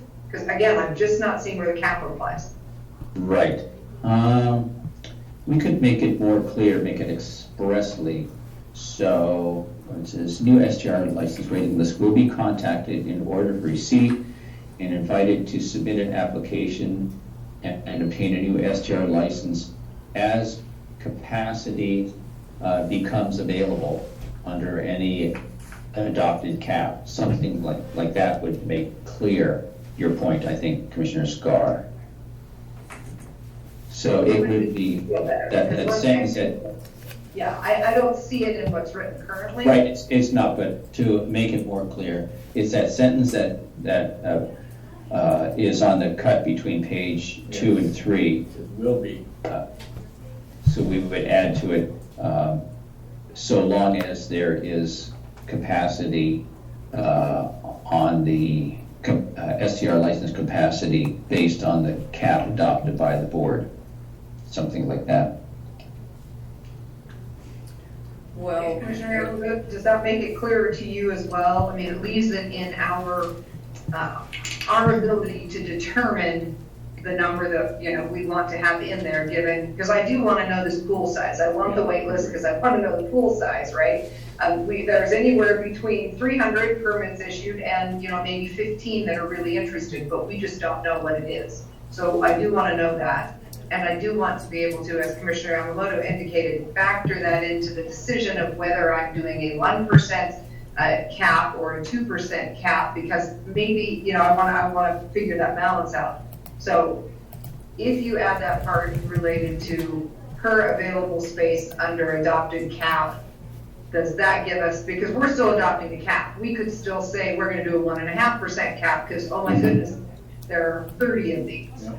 Or, wow, we're going to do a 0.5% cap because there were 100 of these, right? So we we will have the flexibility, if you put that sentence in there, to not guarantee anybody a license, but to put forth our intention, which is to take into consideration and work toward getting people caught in the pause into the short-term rental operator program.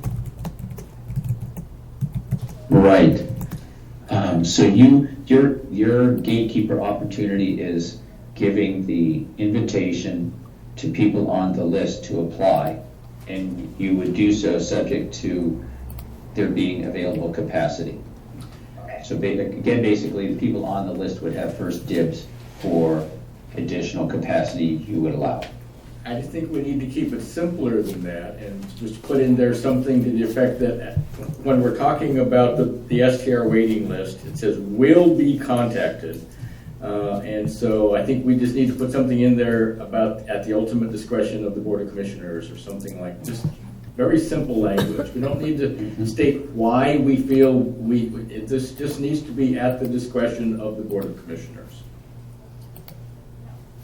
I feel like this is a little bit confusing, and maybe the three of us the three of us commissioners are coming at it from slightly different angles.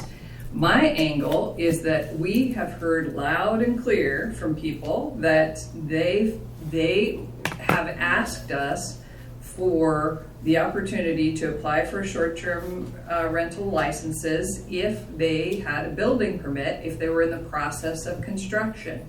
In the same way that we allowed people to go ahead before the pause, to go ahead and apply for their license if they were in escrow, that we should also give that same consideration to people who had already made the investment in property, had a construction permit, and were already in motion for the STR license they assumed they would get before we paused. So we heard that loud and clear, and it's compelling to me. So I would like to provide the opportunity for those people to be licensed separate from the caps that happen. So not tucked into the caps, but separate from the caps. I would like to license those people who qualify for a license under the newly revised ordinance, and then determine what we want our cap to be. So we have a proposed cap of 1%, and we know that the Realty folks and Visit Tillamook Coast and the Chamber of Commerce and a whole bunch of other people have asked for 2%. But it occurs to me that if we license the folks who already have a construction permit and occupancy, and then we talk about our cap, if we in that case approve a 1% cap, then we will effectively be satisfying the request for a 2% cap. So that's my angle, and I think we need to know how many people that is. I would want them to come in under the newly revised ordinance, and I don't necessarily want them to come in under the cap. So Commissioner Bell, I think what you're saying is that I think you're saying we could utilize option 3, but if we are considering caps, having all of the information that we're going to get from community development on the number of people that actually are eligible for a new license because they had a building permit on or before July 1st and they have their occupancy permit as of today, then we can adjust the caps in each community, and each community can be different, have a different cap, right? So that way we don't need to be, so we can continue to say will be contacted in order. We just need to adjust the caps that we're going to set possibly based on the information we're going to get when we're ready to start lifting the pause and start issuing new permits again. But in the ordinance revision, we're talking about one cap for unincorporated Tillamook County, and then, am I wrong? And then later, when Sarah does the work with individual communities, they might choose their own caps? So thank you, Commissioner Bell. That's a great question. So with the recommendation of a 1%, there are already estimated numbers of what that would look like in each community, because each community currently has its own percentage. And so to your point of should it be a 1% or a 2%, how accepting new licenses for those properties that were under construction may help counterbalance between that request of 1% and 2%. We would then be able to come back to the table following the closure of that waitlist period to share with you the number of requests received and then how that would individually relate to each of those unincorporated community percentages where they are now, and then what that 1 or 2% increase may look like once, as you stated, you factor in how many of those written requests we received during that 3-week period. So they all will be different. And then yes, I would love to go back and work with each community to refine their cap percentages and bring those requests and recommendations back to the board. But it will not be a set cap countywide. So in the ordinance, in the proposed ordinance revision, we will have in the revision, presuming we vote on a revision, we will have different caps in different communities? Yes, that is correct, and that's very manageable for the department, because right now there are different percentages of already licensed short-term rentals in each of our communities as well. So all of the numbers will be different, but it will be per community, right? Not individual neighborhoods. We're looking within those unincorporated community boundaries or within the boundaries of an urban growth boundary for a city.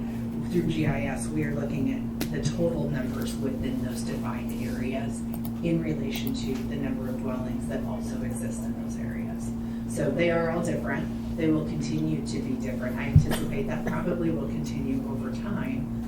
But to your point, by getting the information from these wait lists, we can come back with numbers to show you what the current percentages are in each of our communities, what they will be if all of the properties on the wait list are accepted in each of those various communities, and then what you could decide on for a cap, a percentage cap moving forward for each community. We have the maps ready to go. We do have the numbers, so it just depends on what you would all prefer to do. Okay, thank you. So to Bill and to Dan, I just want to make sure I have this correct. So we're going to base our initial caps on the true number of short-term rentals in each unincorporated community. And then add a percentage possibly on top of that. So I think what I'm hearing Sarah say is that we can vary the caps by changing the percentage in each community as we see fit. So Oceanside may get a 1.5% cap, Civic City may get a 1.75% cap. Is that how you envision this, and we have that ability? Eventually, that's how it'll work, but that will involve a lot of community process, meeting with each community, and so I think we had an initial... No, Dan, that's not what I'm talking about. I'm talking about as we look at the numbers of people on the waiting list per community, we can take the current number of short-term rentals in that community and then adjust that by 1%, 1.5%, 2%, yes, whatever, yes, in order to make the wait list work for that community. Yes, you can do that. And you can do that on short term, yes. Bill, you concur with that? Yeah, I do. I guess where I'm kind of hung up is, does the board want to give these folks who have their building permit and their certificate of occupancy, do you want them to be able to get a short-term, as Commissioner Bell said, license one way or another? Do you want them to be able to get a license? I think that's sort of the fundamental question. How to go from here. And I would agree with that. I think we, speaking for myself, I do, and I want it to be under the revised ordinance. Yep. Okay. Yep. Yep. Commissioner Scar, do you have other comments here? No, I think my concern is that by guaranteeing everyone one, we just don't know how many we're gonna get. I know. And that's a little, I've said this before, it's a little unnerving to me that we're saying if you meet those two conditions, you are guaranteed one, knowing that we had, like I said, 300 building permits, at least 120 some of those are in unincorporated communities. So we just don't know how many of those people are gonna come forward and want one. So I think that's my only hesitancy. And I guess we will work that out in the cap section. So if 50 of those happen to be in Pacific City and 50 of those, suddenly it's like, well, okay, they went out by, X percent, maybe we won't give them an additional percentage increase. Do you see? I mean, that's my concern. And perhaps it's not reasonable, but I just have felt like we don't know how many people are going to apply. Yeah. Hopefully the new ordinance without transfers will encourage people to be honest and thoughtful with themselves about, am I ready to rent this as a short-term rental, or was I just hoping to hold on to some future value? Because I think that's one of the pieces that will drive the difference between whether everyone comes rushing in for a short-term rental license or whether those who truly wish to be part of our short-term rental economy come rushing in for a license. And therein lies my concern. Because I do want them to have them if they truly want to be part of our short-term rental economy and are not just trying to get one just in case. And so Dan and Bill, I want to run this by you again also. If we see a community where we feel that it's just out of control and it's going to get too large, we have that ability to put the cap at a certain level and maybe not allow everyone on the wait list to receive a license. We have that ability, am I correct? We'll tweak the board order number 3 and make explicit that you have that ability. I agree with Commissioner Scar. I don't think it does that at this point. I think it says you get a permit if you meet those two criteria. You're going to get a permit. Worry about caps or whatever you're going to do later, but they're going to get a permit. How that affects the caps, I don't know. What you may do, but they're going to get a permit the way this is written, I think. I agree with that, but that also brings up the question of equity. Like if you sign up in the next 3 weeks, I don't want us to move forward saying if you sign up for on this wait list in the next 3 weeks and you meet all the qualifications, then maybe you'll get on or maybe you won't. I'm not comfortable with that. You might get a license. Yeah, I'm not. I don't support that. And I feel like we've made a process change in the sense that we have been previously talking about a 1% countywide cap in unincorporated Tillamook County and moving to individual community caps later in the process where Sarah does work with each individual community. So now if we have just changed that to we're going to do individual caps in the initial ordinance revision, then I missed that conversation. So talk me through that.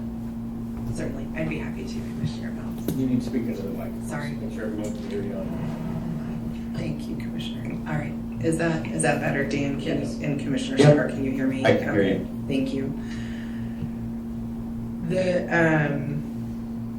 The intent has always been to do the recommendation was the 1% in each community. So in the hearing packet, the slides that contained each of the percentages from that presentation that we did, essentially those are our baseline numbers. We're going to go back and verify those numbers with the wait list. The program is usually pretty dynamic, but with the implementation of the pause, it's been relatively static because the only changes have been if permits or licenses have been closed. So what the department, in visiting with the Short-Term Rental Advisory Committee, what the recommendation was, look at each of those communities and consider a 1% increase to their current numbers. We vetted, and to talk about a county-wide cap, because the county is roughly 75 linear miles.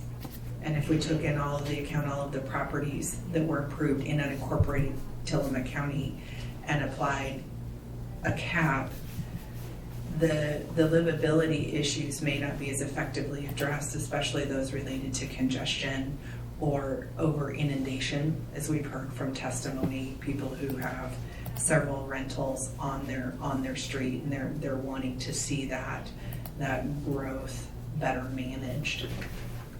A countywide cap would not be as effective as looking at each of the communities. And so the language also, I believe it's section 40C of the revised ordinance, also talks about caps in each of those unincorporated communities and urban growth boundaries. So we would, with your support, like to keep that recommendation that we do those percentage increases community by community. Just because the county as a whole is so large, that percentage may actually further exacerbate inundation concerns rather than help curb them. Well, I understand that, but I thought that was phase 2. When you are going to go out and work with each individual community and come up with their community plan and their recommended community cap. So I thought that was phase 2. So it is. So I think we've changed course. So tell me about that. Thank you. So the idea was, let's get the program back open. We know that, the cap system was the recommendation for growth management from the committee. To open the program, just do a cap percentage in each community with the recommendation of the one, or as you pointed out, others have recommended 2%. Phase 2 would be then for me to go back to each community and work with them to see if that cap percentage is where they would like to see it for their community. Some may want it reduced. I would say Neocani may be one of those communities that doesn't want a 21% cap. So during phase 2, I would go back and work with them to better determine what their cap should be and make that recommendation to you. Other areas like Pacific City may say we would like 30% because this is our industry, this is our community. We identify with tourism and hospitality. We would actually like to see it increased. So phase 1 is the 1 or 2% discussion just to get the program back open. And then I would then go back to each community understanding that those percentages may need to be further refined. Okay. So it is the way I understood it, that in the initial revision, it'll be one recommendation, 1% for example, for unincorporated communities. And they'll be different because they're already at different levels, but it's going to be one recommendation. And then if we move to individual recommendations in each community, that'll be in phase 2, it'll be in the next couple of years. Right, through revisions to that board order. Now to Commissioner Yamamoto's point and the question he asked, and Mr. Kearns and Mr. Sargent affirmed, it's at the board's discretion to decide those caps. So after getting the wait list data back and that information, you may decide that you only want to lift the pause and move forward, increase NESCO and Neocani by 0.5%. And maybe you are going to do a full 2% with Pacific City. So you do have some discretion, which I think you will be better informed once this 3-week period closes to decide how you want to establish caps that may accommodate everyone that's on the wait list and give some room for others, or decide to do 1% across the board. You can do whatever you'd like. Okay, I'm not trying to be difficult, but you just contradicted yourself in the way that I heard you. So when we change the ordinance, when we revise the ordinance, what we've been talking about up until today is in the first initial revision, we're going to look at one cap for unincorporated Tillamook County, whether that's 1% or 2% or whatever, one cap.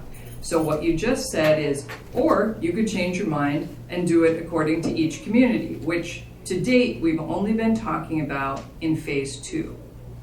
So are you saying that would change, that could change? The whole thing is like loosey-goosey and up to us? So the caps will be established by board order, right? So the ordinance revisions refer to the areas where the caps will apply, unincorporated communities and properties within urban growth boundaries. There's no percentage language. There's no 1% or 2% or anything in the ordinance language, because those percentages will be established through a separate board order, right? So the committee, in my conversation with them, is recommending a 1% across the board for each community. So that is what the recommendation has been moving forward. Phase 2 will still be going back and tweaking each one of those based on community feedback or whatever it may be. So the board order will determine what the cap is for each of those areas, whether everybody goes up 1%, 2%, 0.5%. So it can be, the recommendation is 1%, but it can be whatever you want. To Commissioner Yamamoto's point made earlier during this meeting, he clarified with Mr. Kearns and Mr. Sargent that I just want to acknowledge that essentially, yes, you could decide whatever you want that percentage increase to be in each of the communities after you have a better understanding of how many people are waiting to come in. Okay. All right, thank you for that explanation. I think because this is a new approach, it's new information to me, it's also new to the public, it's also new to people who are paying attention to it. So we'll need to do some good communication and messaging about when we approach this board order. There's a variety of things that we could do, which other people are probably not anticipating because I wasn't. So I was always under the impression that we had the discretion to, and because the communities are all different out there. Every community is different, and the reaction to these caps is going to be different in every community.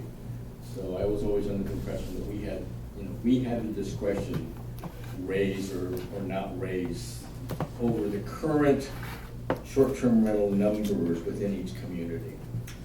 So I think we just need to hold that as an option to ourselves. But that's why the 1% or any cap percentage is not in the actual amendment to Ordinance 84. This is by board order. And I think we would have time because that board order would not come for another month or two, depending on when we reopened the issuance of short-term rental licenses. So I think we've got plenty of time to make sure that we communicate that properly to the community, to the public. But at the same time, we need to understand that there have been those out there that have been recommending that we don't do a 1%, we do a 2%, mostly coming from the industry. And we've never said no. It's always, these are all just open discussions. One of the things I think, and in deference to Commissioner Scar, since you're not going to be here next week, I think we need to adopt one of these options today, as long as council agrees that the commissioners have discretion as we develop the next board order, whenever that may come. And that's not going to come before our next June 6th meeting. July 6th meeting. I got it the wrong month there. So I think we've got time. I do. But I don't think it's in our best interest to hold off on choosing one of these options. And again, to me, it's going to be on the basis of the discretion that the commissioners have in moving forward. I think what I'm reacting to is the fact that the short-term rental committee recommended a 1% cap countywide in unincorporated Tillamook County. And today is the first time that we're talking about changing the cap per community in phase 1. We've been talking about changing the cap per community in phase 2. So if it caught me by surprise, I'm just talking about process. If it caught me by surprise, it will have caught other people by surprise too, I guarantee it. So I think we just need to be, we've had a very open, public, inclusive process, and we need to proceed that way. And I support option 1 of either just extending the pause right now, because obviously we're kind of in the weeds, or maybe option 3, because I think it will benefit us to get that wait list. I don't support option 2 because I don't like the idea Some of you may fall into the old ordinance, some of you may fall into the new, it's too messy. Madam Chair, if I may? Please. Thank you. I think we all want the same thing. I think I'm hearing all of us say what you just said, that we want to have new licenses come under the new ordinance. That's the intention and the point. So we want that. That we want to get that wait list so we can see who they are. I think that our sort of sticky point is, are we comfortable? So to step back, the 1%, 2% conversation, two things about it. One is the committee didn't really like it overall. So I'm sure there are committee members who are listening and saying, we did not recommend that. It was a very slim majority because there's it was 6-5 with the 5 saying no caps. We don't recommend anything. So just to be clear, as we talk about the recommendation of the committee, remember that was a bit of a mixed bag in recommendation. So that's one. The second part of that is to recognize the committee never considered or was asked to consider those who had building permits and subsequent occupancy permits during the pause. And that was because that was essentially a legal risk decision that the commissioners were making, as opposed to what we were asking that committee to recommend. So just know that that is new to them, because up to this point, we have not talked about that other than in executive session related to legal risk. So it is going to be a new element to the conversation for everyone. So I think we all agree we want to give folks an opportunity. My concern continues to be how many of them will there be in any given community that fall underneath that may then put us in a position, and I'll use Neoconi because they've been so very vocal, that they really would prefer, that they see no more or a very limited number. And in the event that we have many building permits in that community and then a 2%, we may push Neoconi up a significant amount, but because we're not saying, wow, 1% was going to be 5 more, well, they already got those 5 in the building permits alone. We've eaten up that amount. Do we really want to push Neoconi higher given how vocal that particular community's been? So I think that's the part that we're struggling with when we start talking about just the fact that we actually do have discretion. We don't have to use it. We can say a 1% increase for all, but I think that's the struggle. Not knowing how many building permits and not wanting to push certain communities significantly higher, because we promise everyone who had a building permit, they get one, and we promise a 2% increase in licenses. Some communities might see a much greater percent increase than others. I hear you and I appreciate that. And the reason we weren't going to set the caps per community in phase 1 is because we don't have the input of those communities. That's why we talked about phase 2. So I think that's a flaw in the plan, is if a couple weeks from now or a month from now, we're going to set caps for each of those communities without the input from those communities, I see that as a problem. Which is why we talked in the first place about one number, one percentage number across the county until we can work with individual communities. I totally agree. We're not talking about new building permits in that same conversation. And I think that's where our stumbling block is currently. That said, I'm happy to move forward with number 1 or number 3. I prefer number 3 because I want to get that number, because I have a feeling that what we're continually chewing on here may not be such a big deal, and I may have concerns that are greater than they need to be as to the number of people who will come forward. And so for me, I really want that number, because I think it's going to make me feel a lot better about a 1 or a 2% cap overall for everyone if I don't see a disproportionate impact to one specific community. Okay. And I think 3 gives us that.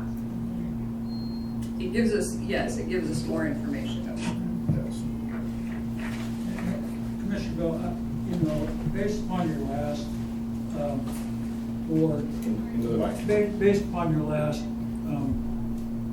hearing on the revisions to ordinance number 84, Mr. Cairns has put together some draft language which I think we were intending to incorporate incorporate into your next decision-making process that involve a cap on the number of licenses in unincorporated areas that was going to be established by way of a board order.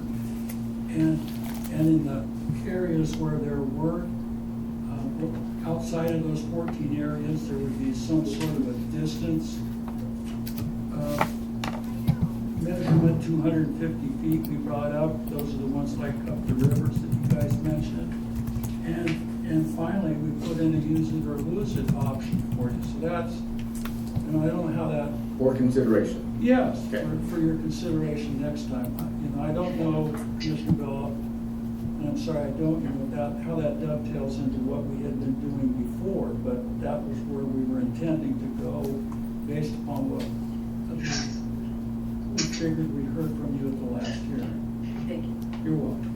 And we are working on those amendments. We are finalizing that language. Those draft amendments for your consideration will be published next week, at least 7 days prior to the July 6th hearing. So they are coming.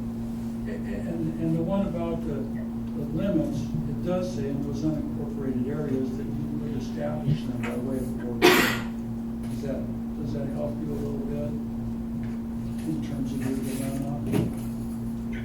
I'm not sure it does, Bill, but thank you. Thank you. You're welcome. So if we move forward with option 3, I'm supportive of communicating that people who have had construction licenses on the date established, July 1, 2022, and have current occupancy permits, be able to get on a wait list to get a short-term rental license that would be for in the future for under the ordinance revisions, not the current ordinance, but the ordinance revisions. I don't support language in a board order that says, and maybe you'll get it and maybe you won't. I don't support that because I don't think it's fair and I think it could put us in legal jeopardy. So then, thereafter, we could argue about, we can have a future argument about community caps. But moving forward with the wait list, the extension and the wait list, I support if it isn't ambiguous about whether or not somebody's. I think if we're making this consideration and people qualify for it, they should get it. It shouldn't be like, depending on our future conversation. And I can go with that. We can argue about caps next time. If we need to, because I don't think we're gonna need to. I think I'm probably being overly concerned. Hopefully it will come in with just a few in each community, plenty of room to have caps for growth, and everyone can feel comfortable with where we are. So we'll leave the language as it is, that if a person qualifies, if they meet all these criteria and they qualify, they will get a short-term rental license if they apply under the new ordinance. I'm willing to do that, knowing that we may have some more robust conversation about caps once I see those numbers. And Dan, if I could jump in, do you think that the language of number 3 accomplishes that as written? I do. You do. So do I. As do I. I think option 3 is workable. Okay. So are you ready for a motion? Madam Chair? I think we're ready for a motion. Okay, listen to this carefully because I don't want to have to do it again.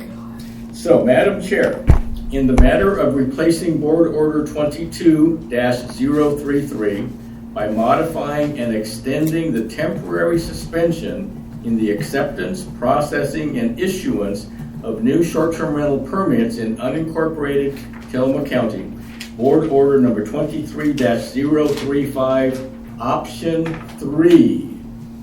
I would move approval. I will second. We have a motion and a second. Any further discussion? Hearing none, I'll call for the vote. All in favor signify by saying aye. Aye. Aye. Aye. Motion passes. Okay. Thank you, Sarah. Thank you, Dan and Bill. Very robust discussion. Okay. Thanks everyone who was joining us today to listen to that discussion. All right, moving on to item 16. Discussion and consideration of a personal services agreement with Brooke Wintergreen for South County Program and Project Management. Rachel Haggerty, Chief of Staff. Hello.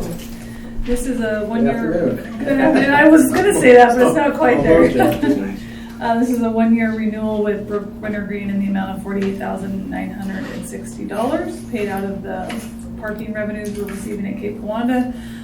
She does a lot of work supporting our efforts in Pacific City around the Kiwanda Corridor project and the management of the Pacific City Woods Parking Advisory Committee, and we're looking to extend her contract a year. Commissioners? I think it's a great situation. Brooke is doing just terrific work in South County. She really is. She's taking some heat. I was there at the Dormans Association meeting a couple 3 weeks ago, and she handles it well. She really does. So I am in full support. Brooke, if you're listening, thank you so much for what you're doing. Commissioner Scar? I would agree. It seems that work has been very beneficial in South County, and I am in complete support of continuing our work with her.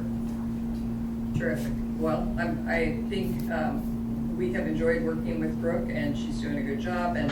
And Rachel certainly can't do everything and be everywhere. So I support Yes, you can. I support this also. I think we're ready for a motion. Madam Chair, in consideration of a personal services agreement with Brooke Wintergreen for South County Program and Project Management, I would move approval.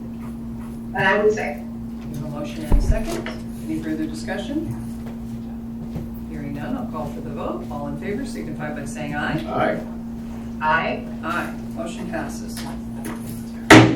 It'll all be this easy, right? Okay. Item 17, discussion and consideration of an order in the matter of transferring funds between budgeted line items. Sean Blanchard, Tillamook County Treasurer. Good morning. Good morning, Commissioners. Yes, before you, each year at the end of the year, I clean up line items that are overspent. These are ones that, if I have to move from personal services into materials and services, require a board order from the Commissioners to do. Okay. Do you want to talk about it anymore? Or? I can go through these. I mean, there weren't a whole lot in the general fund. HR and emergency management, I did have to use some contingency for overspent line items. We did have contracted services in HR, and then waiting for reimbursement for emergency management that hasn't come in, so I wasn't able to increase their revenue. So, and then there's some special revenue funds. DCD had some, didn't fill some personal services, but used contracted services, hopefully with their new, or with Brian, is it associate? Building department. Official, yeah. That will go away.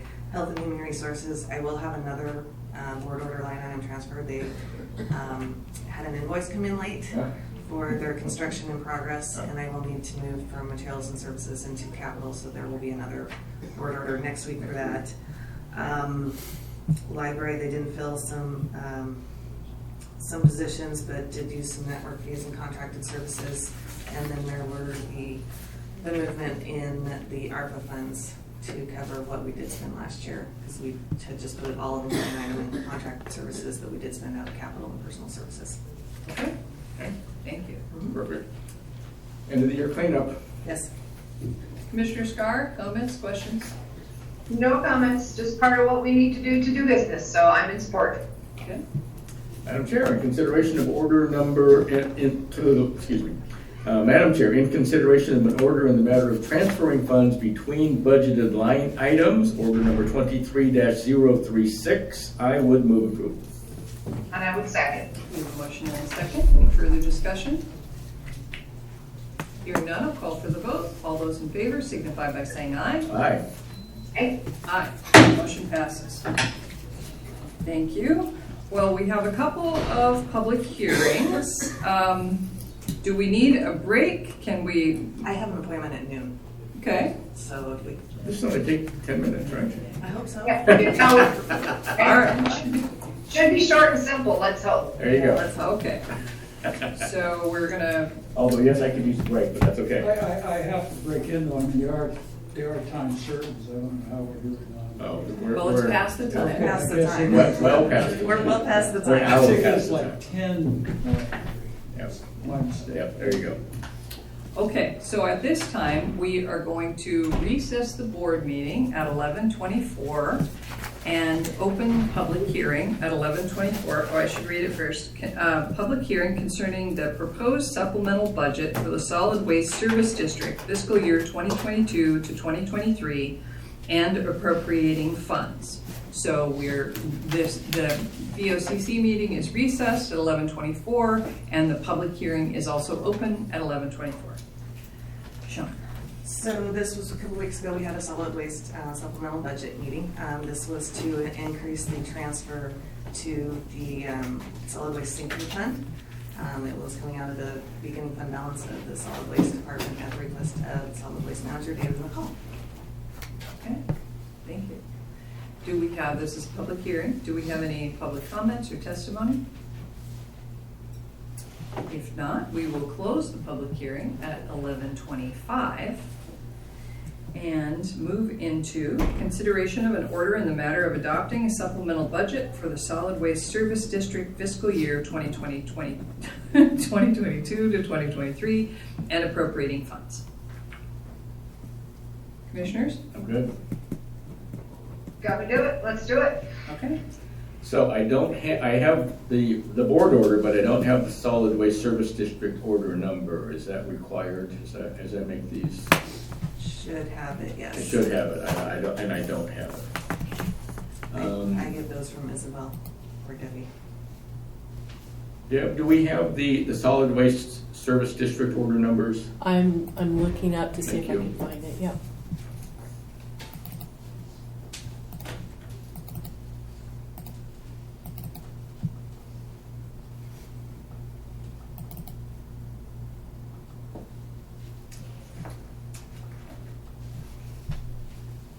And we're gonna need one for the next item also. Okay.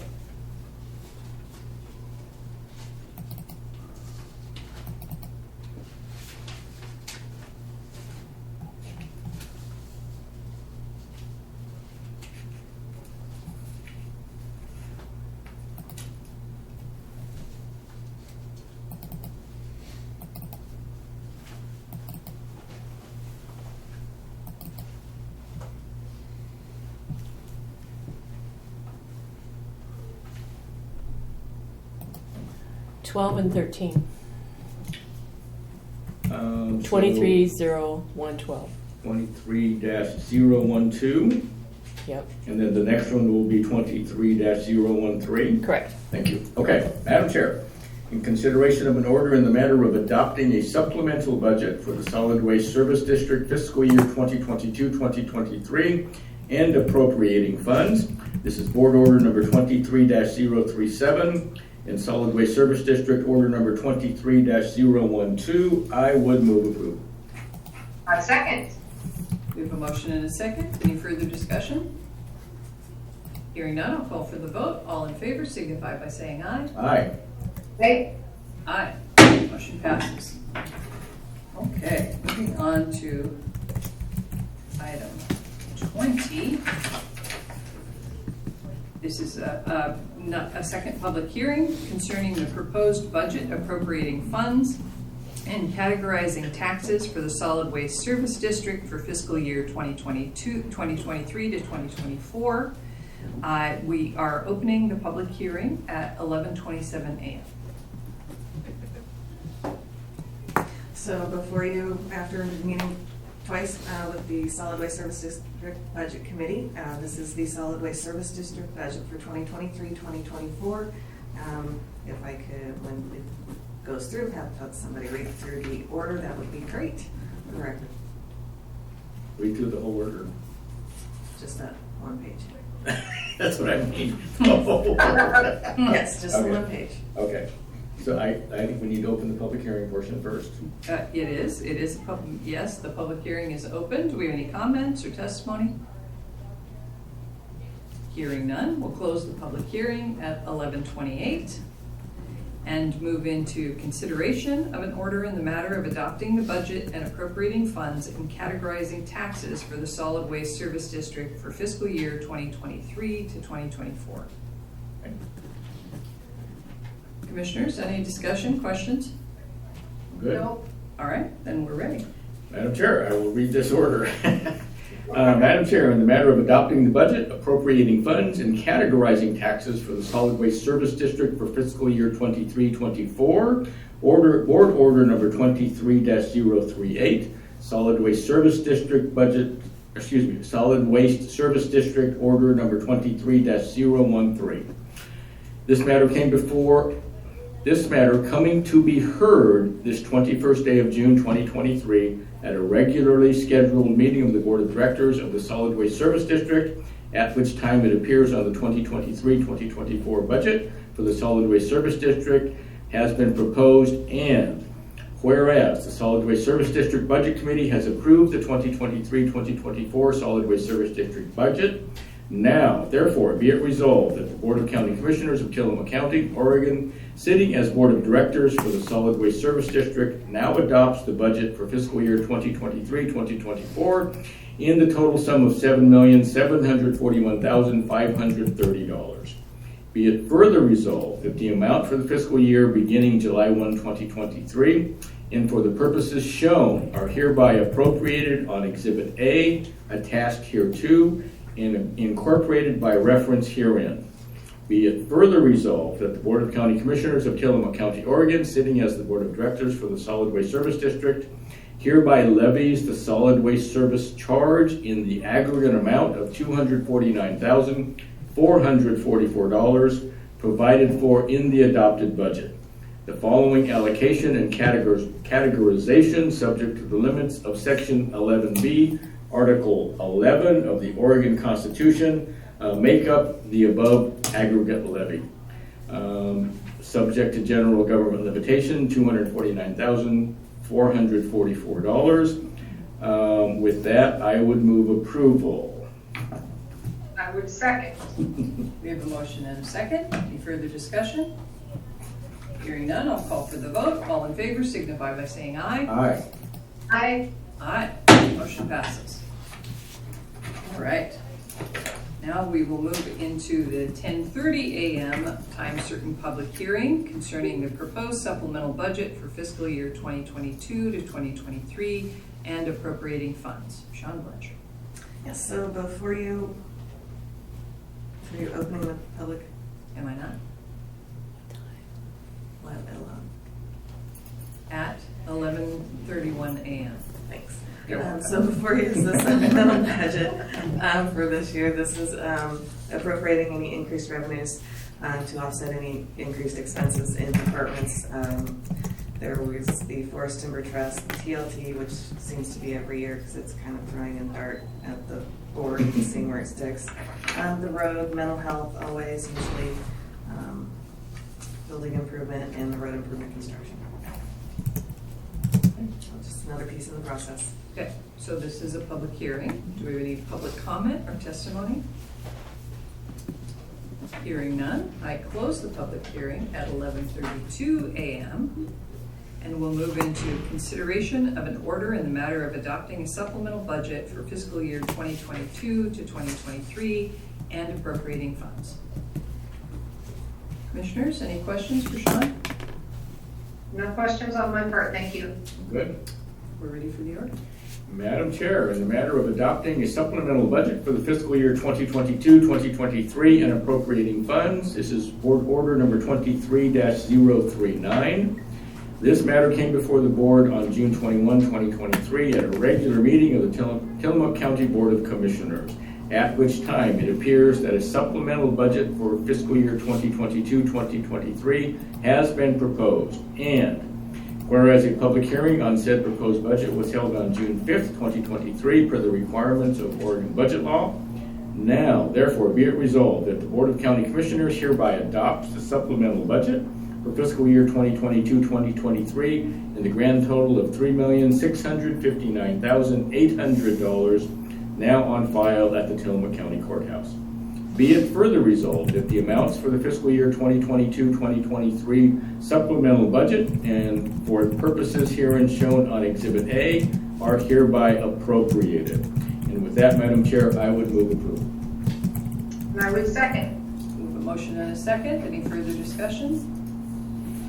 Hearing none, I'll call for the vote. All in favor signify by saying aye. Aye. Aye. Aye. Motion passes. All right. One more. Move into our third and final public hearing to approve the budget for the coming year. We'll open this public hearing at 11:34 a.m. concerning the proposed budget appropriating funds, levying and categorizing ad valorem taxes for fiscal year 2023 to 2024. Sean Blanchard. Good morning again, Commissioners. Yes, before you is the Tillamook County budget to be appropriated and adopted. It has been approved by the Budget Committee. It's gone through the process of public workshops and hearings, and before you, it stands as it was approved back in our last meeting, with one change to the insurance, which will probably change after with the supplemental next year. Okay. Okay. Good catch. So this is a public hearing. Do we have any public comment or testimony? Hearing none, I will close the public hearing at 11:35 a.m. and move into consideration of an order in the matter of adopting the budget, appropriating funds, levying, and categorizing ad valorem taxes for fiscal year 2023 to 2024. Commissioners, any comments or questions for Sean? No? We're both staring at each other. I'm good. Commissioner, do you have comments? No, I'm good. I would just say it was a very lively budget cycle this year, and we have a lot of work ahead of us in the coming year to look at our budget, to look carefully at each of the departments of the county and how we do what we do. Budgeting for I think it ended up being a $2.2 million deficit that we are filling with revenues from essentially our savings account is something that we need to be exceptionally thoughtful about, and we need to take it to heart that we have a lot of work to do in the coming year to create a better approach for the long term for the county. So I hope that the involvement and excitement around the budget that we have this year will be continued and will grow, and that our county will really take a good look at the resources that come in and how they are spent. We talk about budget a lot, and I know numbers aren't for everyone in our communities, but I do hope that people will get involved and will seek to understand, as the coming years may bring some real challenges for us. And the more people get involved and seek to understand how county budgets are formed, how county budgets function, the better we will be able to solve our challenges together. So, thank you. Thank you. Good. All right, well, I want to thank Sean and her team for their work on this budget, and which was a lot of work, and also thank the Citizen Budget Committee members. We're really grateful for their service in this process. And I am hopeful that of the $2+ million that Commissioner Scar just referred to, that we'll get some of that back in timber revenue. We may or may not. But we knew going into this budget cycle that it's possible that we would come in short, and then thereafter the timber revenue would come in. We heard from Kate Skinner from the Department of Forestry that there are millions of dollars of sold timber that have yet to be cut. So it's possible that will come in. But that's the challenge of this budgeting process, is that we don't know. We don't have it in our bank account, and we don't know. So I agree, we have important work to do ahead to address what looks like the possibility of pending recession and the possibility of future timber shortfalls. So we have important, serious work ahead of us, and I'm grateful to be adopting this budget today. Waiting for a motion, please. This is going to be tough. Madam Chair, in the matter of adopting the budget, appropriating funds, levying and categorizing ad valorem taxes for the fiscal year 2023-2024, this is Board Order number 23-040. This matter coming on to be heard this 21st day of June 2023, at a regularly scheduled meeting of the Tillamook County Board of Commissioners, at which time it appears that the fiscal year 2023-2024 budget for Tillamook County has been proposed. And whereas the Tillamook County Budget Committee has approved the budget for the 2023-2024 fiscal year. Now, therefore, be it resolved that the Board of County Commissioners of Tillamook County, Oregon, hereby adopts the budget for fiscal year 2023-2024 in the sum of $119,673,280, now on file at the Tillamook County Courthouse. Aggregate sum of budget requirements for all funds. Be it further resolved that the amounts for the fiscal year beginning July 1, 2023, and for the purposes shown, are hereby appropriated on Exhibit A attached hereto and incorporated by reference herein. Be it further resolved that the Board of County Commissioners of Tillamook County, Oregon hereby imposes the taxes provided for in the adopted budget at the rates of $1.4986 per $1,000 of assessed value for the general fund, 65 cents per $1,000 for the library fund, 7 cents per $1,000 for the Veteran Service Fund, and in the amount of $249,000 for the Library Debt Service Fund, and $1,528,600 for the Road Debt Service Fund, and that these taxes are hereby imposed and categorized for the tax year 2023-2024 upon the assessed valuation of all taxable property within the district. And so I don't think I need to go through this other. I think I already said that. Okay, so at that point, I would move approval. And I will second. We have a motion and a second. Any further discussion? Hearing none, I'll call for the vote. All in favor, signify by saying aye. Aye. Aye. Aye. Motion passes. Thank you, Sean. Thank you, Commissioners. Thank you to the Budget Committee members. Thank you to my team staff and everybody that helped me work on this. I appreciate it. You're doing great work, Sean. Thank you. All right, Commissioners, board concerns. For me, thank you. I'm good, thank you. All right, we have just two short board announcements. The board briefing scheduled for today at 2 p.m. has been canceled, and the Commissioners will attend a Tillamook Lightwave meeting on Tuesday, June 27, 2023 at 9:30 a.m. The teleconference number is 1-253-215-8782, conference ID number 899-5732-9678. And with that, this meeting is adjourned at 11:41 a.m.